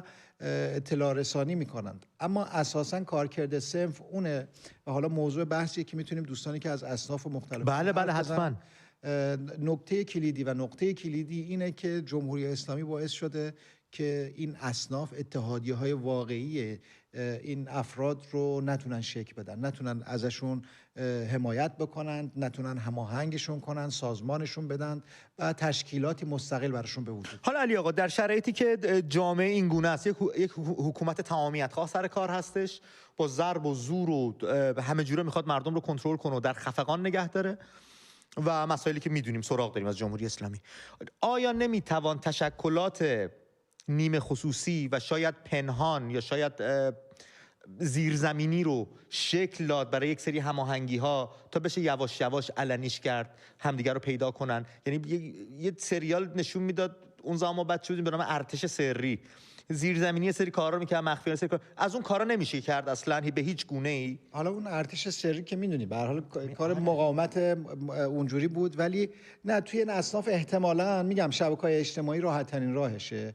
ولی گفتی تشکل الان وجود داره، یعنی میبینی که توی این اتاق‌های بازرگانی و نمیدونم اصناف اینا وجود داره. بله صحبت هم زیاد میکنن در تشکلش هست اما ارادهش نیست، نمایندگیش نیست. اون نماینده همه نیست، نماینده اون صنف نیست، در واقع نماینده حکومته. درست. یا نهاد امنیتیه که اون آدم رو گذاشته، یا اون حتی اعضای مثلا اتاق اصناف رو خودشون انتخاب میکنن و میذارن. خیلی انتخابات آزادی نیست که مثلا کارگران یک کارخونه بتونن با هم یه نماینده خودشون رو معرفی کنند که بتونن از حقوقشون دفاع کنن. اجازه تشکیل همچین چیزی نمیده. اساس اون تشکل هست ولی نمایندگی واقعی نداره. راهش هم اینه که حالا با این شبکه‌های اجتماعی، گروه تلگرامی میتونن افراد یک صنف، اونایی که همدیگر رو میشناسند و به هم اعتماد دارن، تشکیل بدن، با هم ارتباط بگیرن و اطلاع رسانی کنن. رفته به شمارهشون افزوده شه، اضافه میشه. بله. دمت گرم علی آقا، سپاسگزارم. من تا فراموش نکردم و وارد تلفن ها نشدم، دوست دارم امروز هم دوشنبه 22 اردیبهشت ماه، روز زادروز مریم میرزاخانی ریاضیدان ایرانی عزیز اون هستش و روز جهانی زن در ریاضیات و همچنین روز جهانی پرستار هستش. از همین رو دوست دارم به بانوان نخبه و ریاضیدان کشورم این روز رو شادباش بگم و همچنین به تیمارداران کشورم، میهنم و هم میهنانم، کسانی که پرستاری میکنن، این قشر ایثارگر، دلسوز، از خود گذشته و مهربان، روزتون شاد باشه. بمونید برای میهن و هم میهن. بریم سراغ تماس‌های تلفنی. علی آقا، نخستین تماسمون از تهران هستش. بانو سرزمین به همون زنگ زده، میریم که صحبتاشون رو بشنویم. بانو درود بر شما، رو خط برنامه هستید. سلام، وقتتون بخیر. بریم ماهتون خانم. بانوی سرزمین ایران. بله، بانو سرزمین ایران. در خدمتتون میخواستم در رابطه با حالا برنامه‌تون، من زیاد اطلاعات آنچنانی ندارم، ولی خب ما به قول معروف شاهزاده رضا پهلوی رو به عنوان نماینده ایرانیان انتخاب کردیم. میخواستم فقط اینو بگم که چرا شاهزاده رضا پهلوی برای ما این کار انجام نمیدن که یه رفراندوم برای ما انجام بدن، با سازمان ملل صحبت بکنن و یه رفراندوم برای ایرانی بذارن، مثل همون جمهوری اسلامی که یه رفراندوم گذاشت اوایل انقلاب 57 که خانم بانو سرزمین ایران، اجازه بدید من یه چیز مطلبی رو خدمتتون عرض بکنم. تا موقعی که جمهوری، من حالا علی آقا میتونه تصحیح بکنه اگه اشتباه میگم، تا موقعی که جمهوری اسلامی مشروعیت داره، سر کار هستش و اون اتفاقاتی که در شورش 57 در میهنمون افتاد الان با جمهوری اسلامی نیافته، همچین اتفاقی اصلا امکان پذیر نیست. درسته؟ نه دیگه، حکومت مستقر. اجازه بدید یه لحظه اجازه میدید؟ جان بفرمایید. میخواستم فقط اینو بگم که من نمیدونم کی آقای عراقچی رو نماینده ایرانی‌ها گزین کرده که ایشون برن صحبت کنن راجع به وضعیت مملکت یا تصمیم گیری برای مملکت. خانم همون ما کسایی همچین کاری رو نکردیم، ولی ما نماینده انتخاب کردیم، آقای رضا پهلوی هستن که ایشون باید حتما اینو عنوان کنن تو سازمان ملل که یه رفراندوم آقا برای ایرانیان ایجاد بشه. ما یه رأی آری یا نه. من متوجه منظورتون شدم و میدونم منظورتون چیه. میخواید بگید ما ایرانی ها جمهوری اسلامی رو قبول نداریم، اینها دولت ما نیستن، نیروهای خارجی بیان یک رفراندوم بذارن، یک انتخابات بذارن و اون کسی که دوست داریم در میهنمون باشه و حکومت بکنه رو بهش رأی بدیم بیاد سر کار. اما اینی که شما دارید میگید از محوطه و پهنه رؤیا بیرون نمیاد، همونجا میمونه. چون یک حکومت مستقل الان سر کاره، پرچمش رو به رسمیت شناختن، نامش رو Islamic Republic of Iran، جمهوری اسلامی ایران، در سازمان ملل ثبت شده، مشروعیت داره، الان غرب داره باهاش مذاکره میکنه و اصلا اینی که شما دارید میگم تو همون پهنه رویا میمونه. فقط در صورتی اون اتفاق میتونه بیفته که اون شورشیان 57 که میهن رو داشتن تقدیم میکردن به آقایون ملاها، اون اتفاقات اونگونه رقم بخوره، اعتصابات رقم بخوره، مردم تو خیابون باشن، مشروعیت نظام رو از بین ببرن و فریاد بزنن چه کسی رو میخواهند، کم یک سوم جامعه، تا بعد ببینیم به کجا میخوایم برسیم. ولی اینی که شما میگی شده این نیست. البته مشروعیت نظام به هر حال برای مردم ایران مشروعیتی نداره. وقتی که جامعه جهانی داره میگم همون، ولی کمتر از 12-13% مردم تو انتخابات شرکت کردن، یعنی مشروعیت نداره. ولی در جامعه جهانی همچین اتفاقی در هیچ جای دنیا نیفتاده که سازمان ملل بیاد بگه من میخوام برای این کشور چون مردمش راضی نیستن ازش رفراندوم بذارم. نیفتاده دیگه. از سوریه و این کشورهایی که اسد و اینها کشت و این همه کشور آفریقایی علی آقا هیچ همچین اتفاقی نمیفته. این درخواست عجیب غریبیه. برای همین راهش اونه که به هر حال جمهوری اسلامی نباشه و اون موقع توی دوره گذار یه رفراندوم برگزار میشه که مردم شکل و نوع نظام حکومتی که میخوان برای ایران اون موقع آزادانه انتخاب کنن. بله سپاسگزارم. اما برگردیم سر موضوع امشب. مشخصا بچه‌ها بیایید با هم فکر کنیم، بیایید یکم خوراک ذهنی به هم بدیم، ببینیم چطور میتونیم تشکلات صنفی مستقل رو شکل بدیم که یک سری هماهنگی‌ها رو انجام بدن برای برداشتن گام‌های بعدی و اون اقدام نهایی که شاهزاده ازش صحبت میکرد. امسال قرار شد سال سازماندهی برای اقدام نهایی باشه. یکی از سازماندهی‌ها که باید انجام بشه همین تشکیل حصه‌های مرکزی اصناف گوناگون هستش، تشکلات در اصناف گوناگون هستش که بتونن هماهنگی‌ها رو انجام بدن. بریم در این باره با هم دیگه صحبت کنیم، ببینید از تجربیاتتون با ما بگید. اون بزرگترهایی که قبلا بودن از این کارا انجام میدادن الان بیان روی خط با هم دیگه صحبت بکنیم ببینیم قضیه از چه قراره. رضا از تهران بهمون زنگ زد، از کسبه هستن. علی آقا رضامون. رضا جان درود بر تو، رو خط هستی. رضا الو امید جان صدامو داری؟ آره دادا مرسا خوبی؟ آره قربونتون برم، خسته نباشی. مخلص در خدمتی.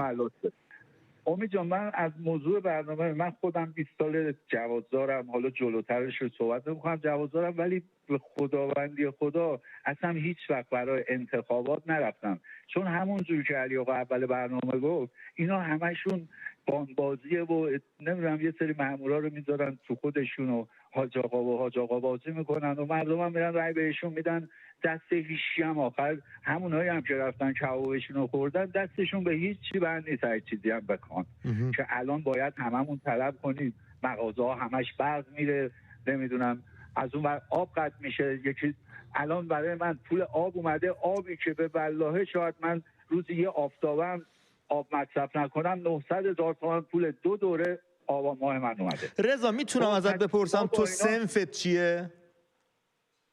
من صنفم خارواره. خاروار بسیار خاروار. آره ولی اینا تکلیفشون روشنه. ولی صحبت اصلی من اینه که من 57 هستم. خب 57 13 سالم بود، یعنی عاشق رضا شاه و محمد رضا شاه و فرح هستم. خب رضا تو 57 نیستی؟ میخوام بگم به تو 57 نیستی؟ دوستشون دارم، عاشق پادشاهی مملکتم، عاشق مملکت. بله کی نداره. آره. ولی میخوام چی بگم، میخوام به همین 57 هایی که دارن میان میگن اینجوری، دیروز میگفت موسوی اگر بود خوب بود. بابا اگر بچه‌هاتون رو دوست دارین، اگر آینده کشور رو دوست دارین، اگر میخواین نگاهاتون، نتیجهاتون، همین حرفایی که الان به 57 ها میزنن باز دوباره برای 60 و 70 80 90 تکرار نشه، همین خوراک ذهنی که شما داری هر روز خط میدی به ما، به مردمی که همه ناراضی هن، میاییم فوش میدیم، داد میزنیم، هوا میزنیم، مشکل داریم ها. درست میگن، همه داریم درد میکشیم. الان نونوا رو دیدی چی کار کرد؟ به خدا من اشکم دادش در میومد. یا کسایی که زنگ میزنن اش میریزن، هممون با هم قصه داریم. ولی راهی که شما جلومون گذاشتی یا شاهزاده به ما خط داده، امسال سالیه که باید ما همه با هم متحد بشیم، همه داریم باز بیراه میریم، خط بیراه به ما دارن میدن. اصلا ما باید راه خودمون رو بریم. من اینو میخوام پیشنهاد کنم، تمام 57ها همه مرد و زن جووناشون رو بذارن کنار، برن سر کار. تو رو خدا جوونا اصلا هیچ کاری نکنه، همه سر جاهاشون باشن، به موقع وقتی موقع شد اونا بیان. کارمندا حالا هر کی که میتونه، ولی اول صف باید 57ها باشه. به نظر من میگم از میدون منیریه تا خود نیاوران میشه پیاده روی ما روزانه. هیچی هم اصلا با هیچ کاری نداشته باشه، فقط هر کی دوست داشت بیاد این پیاده روی رو میدون منیریه تا چهارراه کاخ. ما یک هفته میریم تا چهارراه کاخ. اصلا با هم نباید کاری داشته باشیم. الان میدونید جبر اینجا شده امنیتی، به قول شما فقط اینا سرکوب رو میخوان اضافه کنن. هدف اصلی ما نیاورانه تا اونجا برسیم شاهزاده رضا پهلوی و همه مردم با هم یه دست باشیم. ما 32 تا استان داریم. اگر از سه‌شنبه همین هفته من خودم هستم میدون منیریه تا کاخ نیاورانم میرم، 1 تا 20 دقیقه اونجا راه داره. اونجا که رسیدیم اگر خواستین برمیگردین، نخواستین همونجا پخش میشین، چون اینا میدونین که چه جوری هم به مرور زیاد میشیم. 32 تا استان داریم، یعنی 32 نفر میتونن از سه‌شنبه همین هفته شروع کنن به حرکت. رضا ممنونم ازت. هر استان من تماسای دیگه هم دارم، یکی دارن قطع میشن. به جمع‌بندی برسیم من بقیه بچه‌ها رو میتونم داشته باشم. باشه من میگم اینجوری که باشیم ما میتونیم خط و راهمون رو پیدا کنیم. قربونت برم. عالی من به گفتی. همه میگم اگر اینجوری باشیم باشه هر کی توی بعدم این چیز برنامه‌ای که شما میذارین صحبتی که میکنید تو رو خدا مردم بیشتر دقت کنن، بیشتر بفهمن، اون خط مشی رو یاد بگیرن چی کار باید کرد. من مدیون کشورم هستم، مدیون مردمم هستم، از همه هم عذرخواهی میکنم با اینکه 13 سالم بود. شما اصلا 57 نیستی رفیق. دوست دارم میخوام آیندگان تاریخ باز دوباره حرفایی که الان رضا دارن میزنن نزنن. ایشالله شاهزاده که بیاد به خدا همه چی درست میشه، فقط بخواد که بیاد، ولی نه با این که ما بخوایم باز دوباره جوونامون برن شکست. موافقم باهات رضا، خیلی باهات موافقم. سپاسگزارم از تماست، متشکرم. من باز هفته به هفته تماس میگیرم. تماس بگیر، ولی الان بذار برم، تماسم داره میره. فدات شم، قربونت برم. خوشحال شدم. فدای تو بشم. باش، خداحافظ. سری بیدرنگ علی آقا، من تماس بگیرم از تهران. خانم ابوالکورکور بهمون زنگ زده، نام ابوال رو خودشون گذاشتن. خانم درود بر شما، رو خط برنامه هستین. سلام، وقتتون بروی ماهتون. من اتفاقا حرفایی که میخواستم امشب بزنم از همون شروع عزیزانی که زنگ زدن و خودتون یه سری صحبت‌هایی کردین راجع به تشکلات صنفی بود. خب ما خودمون میدونیم که توی کشور ما هر جا یه صنفی باشه، یه بالا دستی باشه، همه بستن به حکومت. اما من یه حرف دیگه میخوام بزنم. من توقعم از احزاب و سازمان هاست. ببینید ایران اتفاقا اصلا جو امنیتی در کار نیست. من بهتون قول میدم میخوام جواب اون آقای اون شب رو بدم، زنگ زده بود که فاطمیون اون داستانا. اولا تو خودت قشنگ معلومه چرا زنگ زدی. خب 50% نیروهای مسلح ما همین الان منتظرن مردم بریزن بیرون که اسلحه هاشون رو بذارن زمین رو به مردم بپیوندن. شما ترسیدین، نمیخواد ما رو بترسونید. بحث دومم اینه که حکومت ما الان چند ماهی از زمان مذاکرات، خب حرف مذاکرات شده، از جنگ‌های داخلی، اعتراضات و اعتصابات باور کنید بیشتر از اسرائیل و حمله و جنگ و همه چی میترسه. خب میخوام به مردم اینو بگم، اول از احزاب و سازمان ها انتظار دارم. چرا هیچ کاری نمیکنن؟ من زیاد سوادشو ندارم، نمیدونم فعالیتاشون الان چیه در حال حاضر. خب اما چرا همین الان که گلدن تایم متحد شدنشون هست برای اینکه مردم رو کمک کنن، راهنماییشون کنن، حالا خط بدن که مردم چیکار کنن تو اعتصابات، الان چرا ازشون خبری نیست؟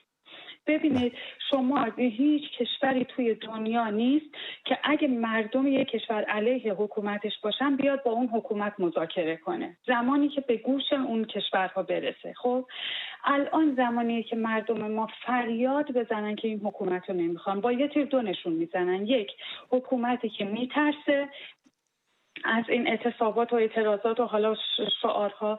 دوم، مثلا همون آمریکا یا هر کشور دیگه‌ای که میدونه نه ما دیگه نمیتونیم با این کشور مذاکراتی ادامه بدیم. این البته این کشور مشروعیت نداره. خانم کورکور، حالا این برمیگرده به خود هم‌میهنانمون درون ایران که چقدر مشروعیت زدایی بکنن از جمهوری اسلامی. خب امید جان، من یه چیزی بهتون بگم ما الان حرف همه همینه، میگن که ما یه برنامه میخواد. الان من میگم پادشاه رضا پهلوی دوم، حالا بعضی فقط رهبر گذار شاید بخوام بهشون بگن. خب پادشاه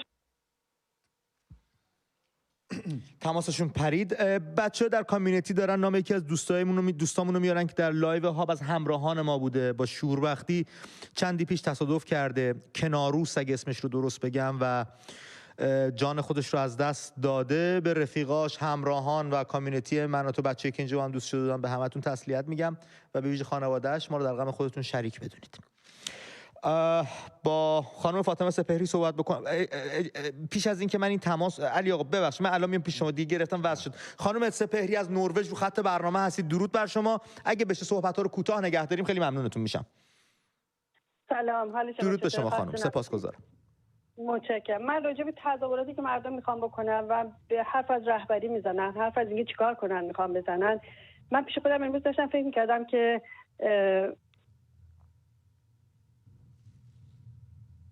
خانم سپهری سلام، من دارم صحبت میکنم. بله، یه لحظه صداتون قطع شد. با درود دوباره. خواهش میکنم. راجع به اعتراضات مردم، عصبانیت مردم، خشم مردم، لعنت فرستادن مردم خواستم امروز یه مقدار صحبت بکنم، ولی خیلی سعی می‌کنم جمع‌بندی کنم. لطف کنید. ما اگر می‌خوایم تظاهرات کنیم باید تقسیم کار داشته باشیم.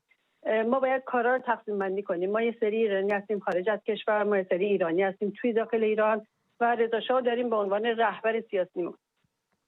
اگر می‌خوایم کار رو انجام بدیم نباید بگیم کارا رو دخالت به هم دیگه بدیم. ما می‌دونیم که رضا شاه داره کارهای سیاسی ما رو انجام میده. مذاکره میکنه، کنفرانس تشکیل میده، افشاگری میکنه، برای حقوق ما میجنگه. خواست مردم ایران رو بیان میکنن در جوامع بین الملل. بله درسته. تمام اینا وظیفه ایشونه. خب ما نمیتونیم این کارا رو انجام بدیم، ایشون باید بکنن. من که الان تو خارج نشستم چه کار میتونم بکنم؟ من میتونم تو تظاهرات شرکت کنم، اعتراض کنم به دولتایی که دارن با ایران همکاری میکنن، میتونم پلاکارد دستم بگیرم، شعار بدم، به دوستان بگم، همه رو بکشم تو این کار که چه خبره تو ایران و با خودم همراه کنم. میتونم تو تظاهرات شرکت کنم، برم تو اروپا، هر کاری که از دستم بر بیاد. مردم ایران یک کار دیگه باید بکنن. هیچ کدوم از ما نمیتونیم کار اون یکی رو انجام بدیم. مردم ایران هم وظیفه خودشون رو باید انجام بدن. وقتی میشینن شما بعد 46 سال هنوز دارین فاکتوراتون نشون میدین، میگین این گرون شد، این گرون شد، دلار گرون شد، ارز گرون شد. خب ما میدونیم اینا گرون میشه. تا زمانی که این دولت هست گرون میشه. هیچ وقت شما دیدین ارزون بشه؟ چرا نشستین منتظر چه چیزی هستین که ارزون بشه، که دولت مثلا برگرده یه کارهای درستی انجام بده و یه دولت مردمی بشه؟ امکان داره؟ اصلا دوژنش هست؟ نه. بنابراین توقع نداشته باشین، نشینین فاکتوراتون نشون بدین. من خجالت میکشم وقتی میبینم شما فاکتوراتون مرتب میان نشون میدین. میگم شما چه مردمی هستین؟ 15 سال فاکتوراتون نشون میدین اما اعتراض نمیکنین. یکی از این فروشگاه‌ها رو نمیرین ببندین، مرتب میرین میخرین، میشینین گله میکنین، ناله میکنین. به 15 سال مردم داره کار میکنه، من هر روز میبینم مردم فاکتور نشون میدن. خجالت بکشید. خجالت بکشین. ننگ یک ملتی که بشینه فقط از فاکتوراش حرف بزنه، فقط از گرونیاش حرف بزنه. خشم دارین، از 57 خشم دارین، عصبانی هستین، اینو بعدین بکشین تو خیابون. هی بشینین آه 57 این کار کردن، آره 57 این کارو کردن. ما داریم چیکار می‌کنیم توی همین مدت؟ توی همین سال ما چیکار کردیم؟ فقط نشستیم از خودمون دل سوزوندیم، گریه کردیم، ناله کردیم، آه این کار میکنه، اون کار. خب خانم بریز تو خیابون، آقا بریز تو خیابون. نه با الان داره میگه من خمیرم دارم میرسم دور، برق ندارم، آب ندارم. آقا چرا در مغازات نمیکشی؟ کیکراتو بکش، من بگو تا یه هفته من کار نمیکنم، مغازم باز نمیکنم. خانم سپهری خیلی سپاسگزارم از تماستون و فراموش نکنیم اون نانوا، اون خمیرهای خراب شده و نانهای سوخته رو در حالی داشت میریخ بیرون که ما میدونیم هزاران نفر در گوشه و کنار سرزمینمون شبها گشنه میخوابن. اینا میلیون ها شاید. علی آقا صحبت شما رو داشتم، ببخشید خیلی ساکت نشستم. نه خواهش میکنم. یه نکته‌ای که دوستمون گفت من خیلی دوست داشتم راجبش حرف بزنم، این که آمریکا الان با جمهوری اسلامی داره مذاکره میکنه و ما اگر نکته مهمی اتفاقا آره بگو. ببین ماجرا که آمریکا با جمهوری اسلامی مذاکره نمیکنه که اون رو نماینده مردم ایران میدونه یا نمیدونه. آمریکا نگران اینه که جمهوری اسلامی به سلاح هسته‌ای دست پیدا کنه و میخواد اون رو از دستش خارج کنه و برای این دنبال خیلی مشروعیت اون رژیم هم نیست، خیلی به اون نگاه نداره و خیلی تأثیری نداره. حالا هر چی ما بگیم، آمریکا با حماس که یک گروه تروریستیه و اون اتفاق رو در 7 اکتبر رقم زد داره مذاکره میکنه و مذاکره کرد که یک شهروند آمریکایی رو که گروگان بود آزاد کنه و آزاد کرد. برای همین اون دنبال منافع خودشه و میره مذاکره میکنه. ما باید یه فکری به حال خودمون بکنیم. ما نیاز نداریم که برای اینکه آمریکا رو یا نظر آمریکا رو جلب کنیم کاری بکنیم. بله. اتفاقی که باید بیفته اینه که همه این مشکلاتی که داریم میبینیم مشکلات فقط خود ماست، ما ایرانی ها، و باید خودمون یه حرکتی بکنیم بدون توجه به اینکه حالا آمریکایی با کی حرف میزنه، کی عراقچی رو فرستاده و اینها. اونا واقعا مسئله همه مسائل ثانویه است. حالا خوب آدم در افکار عمومی جهان غرب، در کشورهای غربی متحد داشته باشه، هم در واقع همدل بشن با مردم ایران، با ملت ایران، ولی اونها به هر حال در نهایت دنبال منافع خودشونن. من فکر کنم تاکید روی این باز هی تکراره و ممکنه ناامیدی به بار بیاره و خب حرف زدن راجبش هم خیلی مناسب نیست. راجب اون اصناف، اون دوست اولی که زنگ زدن، من فکر میکنم حرفشون درسته که میگفت من هیچ وقت در انتخاب اصناف و اینها شرکت نکردم، چون خودشونن و میرن در واقع رأیگیریاشون و آدمای خودشون رو انتخاب میکنن. چون جمهوری اسلامی واقعا همین جوریه، اجازه نمیده خارج از اراده مستقل اراده خودش در واقع یک اراده مستقل شکل بگیره و اصناف برای خودشون صدای خودشون و نماینده های خودشون رو داشته باشن. همیشه زیر نظره. مثلا توی واحدهای صنعتی بسیاری از این اتحادیه ها که برای اصناف تشکیل میشه زیر نظر وزارت سمته، در حالی که باید مستقل باشه. بله. اصلا نباید شخص حکومتی توش باشه. و حالا نهادهای امنیتی هم حالا میان دخالت میکنن، آدمای خودشون رو، حالا دوستانی که خودشون تو این اصناف هم بهتر میتونن بگن، ولی آدمهای خودشون رو در واقع در رأس اون اتحادیه ها و اتاق ها قرار میدن و اینجوری در واقع کنترل میکنن نراتیو رو، اون روایتی که این در واقع اصناف میتونن داشته باشن. یه نمونه که یادمه مثلا راننده های تریلی که اعتصاب کرده بودن در اعتراض به چیزی، نماینده اون اتاق اصنافشون اومده بود و علیه این اعتصاب کننده ها حرف میزد. چرا؟ چون آدم خب آدم حکومتیه در واقع. عجیب. و اینجوریه، یعنی اینجوری کنترل میکنن که بیاد علیه همکارای خودش. در واقع این صنف رو، این اتحادیه رو شکل دادین که بتونه از حقوقتون دفاع کنه. یه مافیایی درونی دارن خودشون با خودشون. بله، و میگم این درسی که از 57 گرفتن چون خودشون از اون اتفاق استفاده کردن و الان نمیخوان اجازه بدن شکل بگیره. یه سری تشکل‌ها هم هست مثلا برای معلم‌ها و اینها که حالا مثلا مستقلن ولی خب اولترا چپن دیگه، کلا این چپ‌های شورایی ان که دنبال مسائل ابلهانه‌ای ان که اصلا مسئله مملکت نیست و خب اونا هم هیچ کارکردی ندارن. حکومت هم خیلی گیری بهشون نمیده چون خیلی به هر حال مسائل خیلی پیش پا افتاده و واقعا بعضی وقتها حتی ضد ملی رو مطرح میکنن که مسئله مملکت نیست. سپاسگزارم سعود علی آقا. میگه در حکومت‌های تمامیت خواه خطمو گم کردم. تشکل‌های صنفی معمولاً ساختارهای پوشالی اند. یک پوسته دموکراتیک دارند ولی مغزشون تو دست نهادهای امنیتیه. همونجور که علی آقا بهش اشاره کرد. هر جا کارگر میخواد اعتصاب کنه، معلم میخواد اعتراض کنه، پرستار میخواد حقوق عقب افتاده‌اش رو مطالبه کنه، همین تشکل‌های به ظاهر حامی اولین کسانی هستن که میان جلو و میگن الان وقتش نیست. باید تعامل کنیم. صبر کنیم، جلسه بذاریم ببینیم چی میشه. اما واقعیت اینه که اونها نقش ضربه‌گیر رو دارن، نه نماینده. اونها هستن تا مطالبات مردم رو خنثی کنن، نارضایتی رو کنترل کنن و فضا رو امنیتی نکنن، فقط برای اینکه نظام به خطر نیفته. شما خودتون که در اصناف گوناگون هستی تشکلاتون دیدید چه کارایی دارن، کی به دادتون رسیدن، کی اومدن دردی ازتون درمون کردن، کی وقتی می‌خواستید مطالبه گری بکنید حامیتون بودن، پشتتون بودن و گفته بله حقته باید مطالبه گری بکنی. اینها رو با هم دیگه درباره‌اش صحبت بکنیم خیلی عالی میشه. من تلفن رضا رو پاسخ بدم، از هند بهمون زنگ زده. رضا جان درود بر تو. الو سلام. بروی ماهت. امید آقا. خوبی آقای گل، علی آقای گل، سلام. مخلص. سلام. رضا کجای هندی؟ حالش آقا من سیکرت نمیتونم سیکرته. درست توضیح بدم. راست میگی ولی از چه کاری به من چه اصلا؟ برو ببخشید. عزیزم امید آقا، موضوع برنامه امشبم میدونم ولی من کاری به موضوع برنامه امشب ندارم. حواست هست من چندها بار تا الان تماس دارم میگیرم. بعد خواستم خدمتتون عرض کنم که بابا ما 4 نفریم، هندم نیستیم واقعیتش. از اون نظر همون اطراف هندیم، جونمونم در خطره. ببین رضا هممونو گول زدی. اگه میتونید با ما بدید که بتونم خیلی به قول یار گفتنی سیکرت بهتون بگم. نمیتونم اینطوری لایو بله چشم راز دلمو پخش بکنم. چشم. من الان از بچه‌ها درخواست میکنم شماره تماس شما رو بردارن که حالا من با ممنونتم. هست شماره تماسش افتاده بچه‌ها؟ خدا به سر شهاده 4 تا آدم جونمون در خطر خیلی، یعنی واقعا ضروریه. چند وقت من دارم تماس میگیرم با شما. من پوزش میخوام ازت رفیق. اجازه بده بچه‌ها شماره تو بردارن پشت خط بمون لطفاً تا بچه‌ها شماره رو بردارن. من خودم با تماس بگیرم ببینم اگه بتونیم کاری بکنیم. چرا که نه. چشم نوکرت هستم. چشم رفقا پوزش میخوام.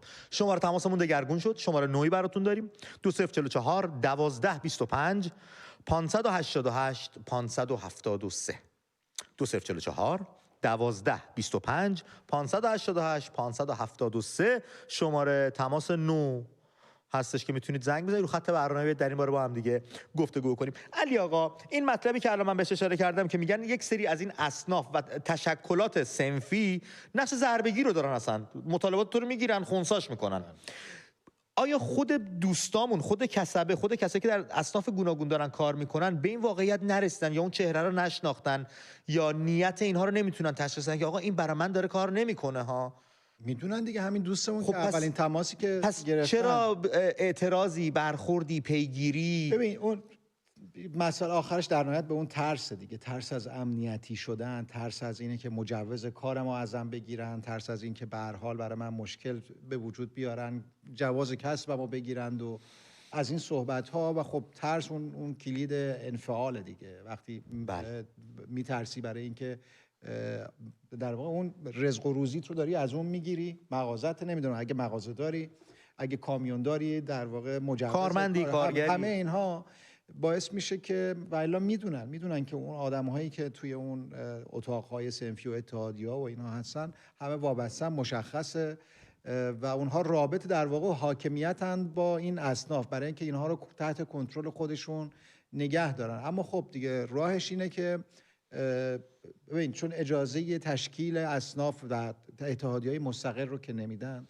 برای همین راهش همون شبکه‌های اجتماعیه که این دوستان خودشون با آدم‌هایی که اطمینان دارن، هم صنف‌های خودشون که اطمینان دارن، در شبکه‌های اجتماعی، نمیدونم تلگرام و جاهای دیگه بتونن با هم ارتباط برقرار کنن، به هم اطلاع بدن، حالا برنامه‌هاشون رو با هم هماهنگ کنند. از طریق اون صنف‌هایی که وجود داره در حال حاضر طبیعتاً نمیشه، چون علاوه بر خود رئیس اون صنف، سخنگوی اون صنف، نمیدونم احتمالاً چند تا از اعضای اون اتاق، همه اینها آدم‌هایی هستند که با نظارت نهادهای حکومتی در اونجا قرار گرفتن. حالا نمیتونم بگم همه همینجوری هم، ولی طبیعتاً هیچ صنفی، هیچ اتحادیه‌ای از زیر نظر حکومت احتمالاً خارج نیست. حالا ولی احتمالاً توش آدم‌های مستقلی هم توی اون اعضای در واقع اون اتاق و اصناف و اینها، اعضای مدیریتیش حتما آدمای مستقلی کاری از پیش نمیتونن ببرن. یه نفر دو نفر نمیتونن کار کنن. سپاسگزارم از توضیحات علی آقا. میگه تشکلات صنفی موجود در حکومت تمامیت خواه ظاهر کارشون این گونه است که انتخابات دارن، اساسنامه دارن، نام دارن برای خودشون مانند خانه کارگر، کانون معلمان، انجمنهای اسلامی یا سندیکاهای گوناگون. در کلام از کارگر، معلم، پرستار یا صنف خاصی دفاع می‌کنند، اما واقعیت کارشون اینه که بیشتر اعضای کلیدی آنها منسوب یا مورد تایید نهادهای امنیتی اند. در مواقع بحران مثل اعتصابات، تجمعات یا اعتراضها نقش پلیس نرم رو بازی می‌کنن، مثل همون واژه‌هایی که پیشتر براتون گفتم. تهدید نرم الان زمانش نیست. انحراف خواسته ها باید منطقی باشیم، با دولت در تعامل باشیم، یا حتی افشای فعالان مستقل به نهادهای امنیتی که آقا اون داره دیگه همه رو میشورونه دیگه، من از پسش بر نمیام، میفروشن افراد رو که ما نمونهشو داشتیم. چقدر از دوستامون از شرکت واحد، از کارگران، از کارمندان، از معلمان، از دکترها بازداشت شدن و به زندان ها رفتن. بریم سراغ تماس‌های تلفنیمون. مجید رضا رهنورد از نیشابور به همون زنگ زده. مجید رضا درود بر تو، رو خط برنامه هستی. آقا درود بر شما. بروی ماهت مجید جان. درود. وقتتون بخیر. شب تو هم آروم بخیر. من یه بحثی رو الان می‌خواستم خدمتتون عرض کنم، بعد اگه ممکنه بعدم قطع می‌کنم، حالا شما خواهش می‌کنم. چشم. موضوعات این که حالا شبکه مناطق تو بحث روشنگری، حالا اون بحث تاریخچه پهلوی و شناسوندن حالا اون افتخارات تمدن ایرانی فعالیت داشته، از شما ممنونم. فقط در مورد حالا بحث تشکل‌های صنفیتون خواستم خدمتتون عرض کنم، این تشکل‌های صنفی حالا پرداختن به این موضوع توی حکومتی مثل جمهوری اسلامی به نظر من یه خیال پردازیه. حکومتی که از صدر تا ذیلش تمامش فساد، تقلب، دروغ، همه چیز در حال این حکومت رو در بر گرفته. از انتخابات شما بگیرید، از ابتدای کار این پایگاهی بسیجی که آوردن تو تمام صنوف و نهادها گذاشتن و همه رو زیر ذره بین دارن. پس صحبت کردن در مورد تشکل صنفی به نظر من یه خیال خامه. این اصلا یه رویا پردازیه. اینو باید توی حکومتی باشه که دموکراسی برقرار باشه، بتونه آدم اونجا در مورد این موضوع فکر کنه، صحبت کنه. بعد در خصوص بحث چیز میخواستم بگم که حالا این فعالیت‌های مردم، خمینی یه آدمی بود که کسی نمیشناختش توی زمان فتنه 57. اون زمان نه وسایل ارتباطی بود نه چیزی بود. ایشون آوردن با اون حالا حمایتایی که کشورهای خارجی کردن، با یه سری اعلامیه و چیزای دیگه آوردن، حالا اینو به نفع مردم ایران بستن. ولی الان تو دور زمانی که الان اصل ارتباطات مردم ما اکثریت رو دارن، من اینو می‌خواستم ببینم چطوریه که ما مردم با این اکثریت نمیتونیم مثلا این بتونیم از اون نخبه‌هامون استفاده کنیم، اینا سازماندهی بشن، سطح برنامه بره بالا، یه جوری که بتونیم به هر حال مردم هدایت بشن به اون سمتی که بتونن حالا به هر حال یه حرکتی انجام بدن، این حکومت تغییر کنه. من خواستم اینا یه مقدار تو برنامه‌تون بگونجونید، یه خورده سطح من الان از علی آقا بالا درخواست میکنم که پاسخگو باشن و توضیح بدن. خیلی هم سپاسگزارم ازت مجید رضایی عزیز دوست داشتنی. درود ویژه ما رو به عطار عزیزمون در نیشابور برسون. یکی از آرزوها برم سر مزارش، امیدوارم اتفاق زودتر بیفته. علی آقا پاسخ شما رو بشنویم به رفیق گلمون. ما هم الان نگفتیم که امید داریم در جمهوری اسلامی تشکل‌های صنفی مستقل و رسمی شکل بگیره و اتفاقا بحثمون سر همین بود که چگونه میتونیم اجازه نمیده و میشه با اعتماد، در واقع با اون اعتمادی که افراد در اصناف مختلف به هم دارن، خودشون یه تشکل‌های غیر رسمی شکل بدن. شبکه‌های اجتماعی میتونه این کار براشون بکنه و رسانه، الان رسانه هست که میتونه، رسانه هم نقش اون نهاد رسمی که غایبه و امکان شکل گیریش نداره کمک کنه به شکل گرفتنش. این ما این راجع به این دو تا موضوع حرف زدیم و اینکه به هر حال ما میدونیم جمهوری اسلامی با در واقع ترسوندن این اصناف و اقشار مختلف مردم سعی میکنه مانع اتحادشون بشه، همبستگیشون بشه. ولی خب به هر حال راه برای تشکیل یک نهادهایی که این در واقع افراد رو به هم بسته کنه، وصل کنه وجود داره. الان دیگه با 20 سال 30 سال پیش خیلی چیزها فرق کرد. و همون موقع هم آغاز شورش 50 ما یک گروه جان برکف و فدا داشتیم که عملیات نقاب رو طراحی کردن. نه وسایل ارتباط جمعی داشتن، نه اینترنت داشتن. از یه راهکاری تونستن هم فکران خودشون رو پیدا کنن، هم نوعان خودشون رو پیدا کنن، یک برنامه‌ای رو طراحی بکنن. اگر یک بار اتفاق افتاده باز همیشه اتفاق بیفته. کیانوش سنجری بهمون زنگ زد از سپاهان، از اصفهان تاریخی و دوست داشتنی و زیبا. کیانوش جان درود بر تو رو خط برنامه‌ای. کیانوش صدای تلویزیون رو کم کنیم، از گوشی با هم صحبت کنیم زودتر به نتیجه برسیم. نظرت چیه در این باره؟ الو سلام عرض کردم. به روی ماهت کیانوش جان. ارادتمندم، خوشحالم صداتون ما بیشتر، ما هم همینطور. در خصوص بحث اصناف که مطرح می‌کنید، بله، تو سیستم جمهوری اسلامی ما اصناف در حدی هستند که شاعر میگه لشکر توران به قلب سرزمین ما رسید.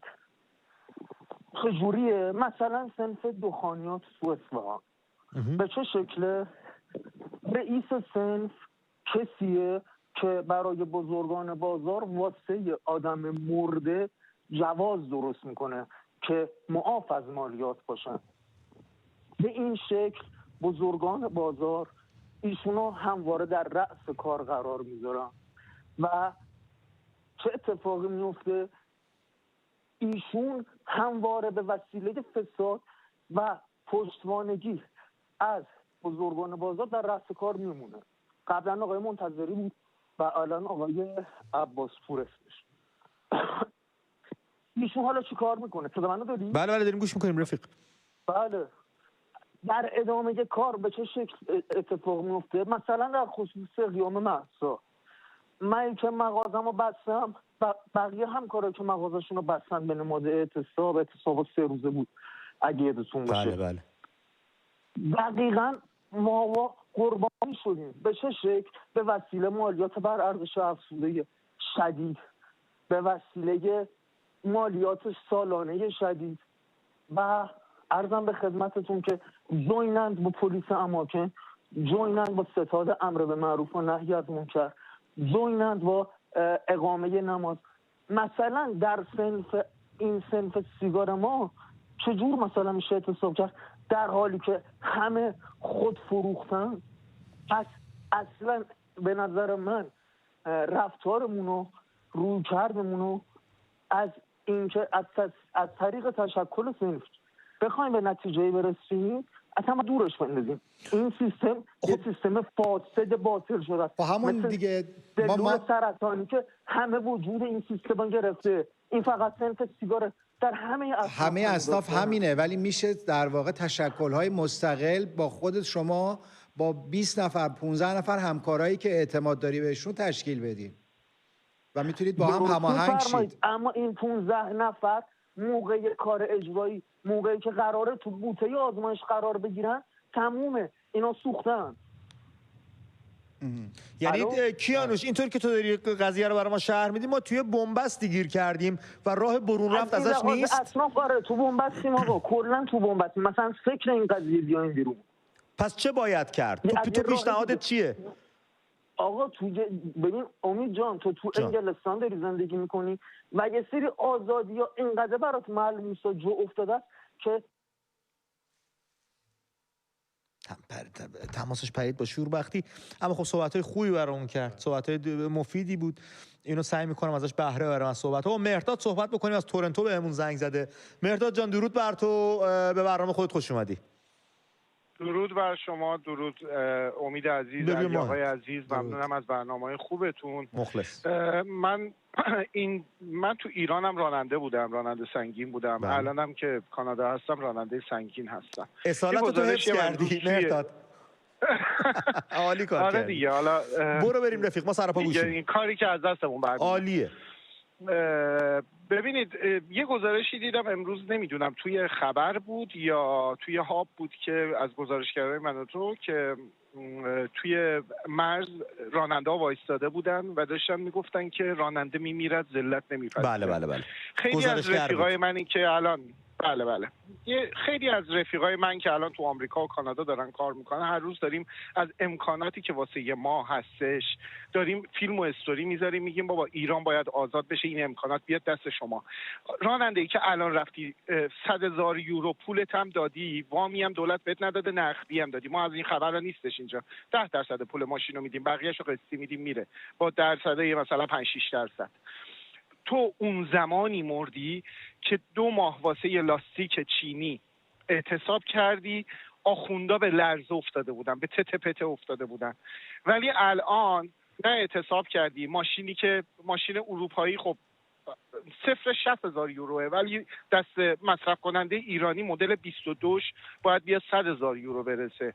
تو اون موقع مردی که رفتی این پولو دادی و الان هم نمیتونی ماشینتو ترخیص کنی. به خاطر چی؟ به خاطر اینکه سپات از گذاشتی تو که پول داری، بیا خونت هم بفروش، یه پول چرب کردن سیبیل منم بده، بعد بخوام ماشینتو آزاد کنم.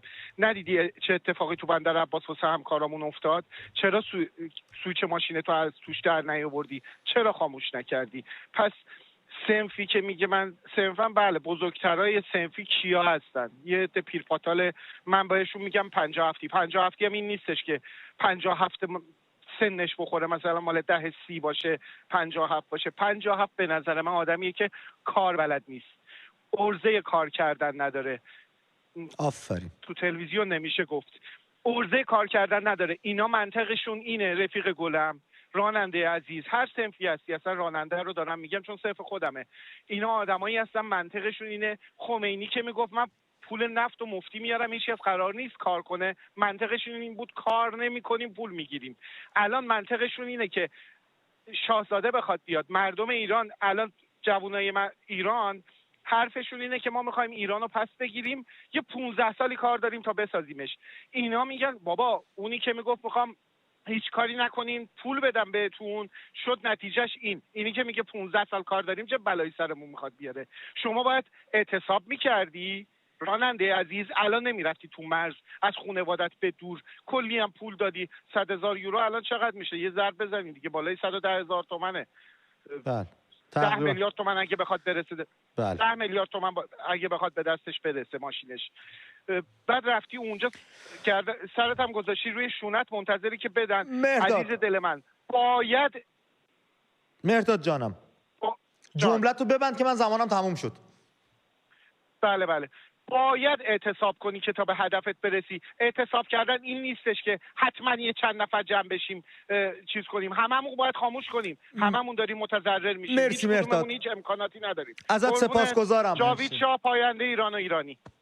سپاسگزارم از تماست. علی آقا 1 دقیقه و 15 ثانیه دارم، همه‌شو میخوام بذارم در اختیار شما. من خواهش میکنم. من فقط گفتم در تایید حرف دوستان، به هر حال میدونیم اصناف حکومتی ان، وابستند و در واقع این شکلی که ساختن، ولی راه میشه در واقع تغییر راهش این نیست. این نهادهای رسمی رو نمیشه تغییر داد، ولی از پایین به بالا میشه موازی سازی کرد، نهادهای موازی درست کرد که اونم همش مبتنی بر اعتماده. یعنی افرادی از یک صنف که به هم اعتماد دارن میتونن با هم در واقع مرتبط بشن، هماهنگ کنند و تشکل مستقل خودشون رو شکل بدن که بتونن کارهایی که میخوان، حالا اون هسته مرکزی رو بعد یواش یواش میتونن یارگیری هم بکنن دیگه. بله، تو شهرهای بزرگ که راحت میشه به جای 20 نفر 200 نفر شد، 300 نفر شد، ولی حالا توی شهرهای کوچیک هم 20 نفر 15 نفر که به هم اعتماد دارن. اصلش اعتماده. سپاسگزارم علی آقا از توضیحاتتون و همچنین سپاسگزارم از شما رفقا که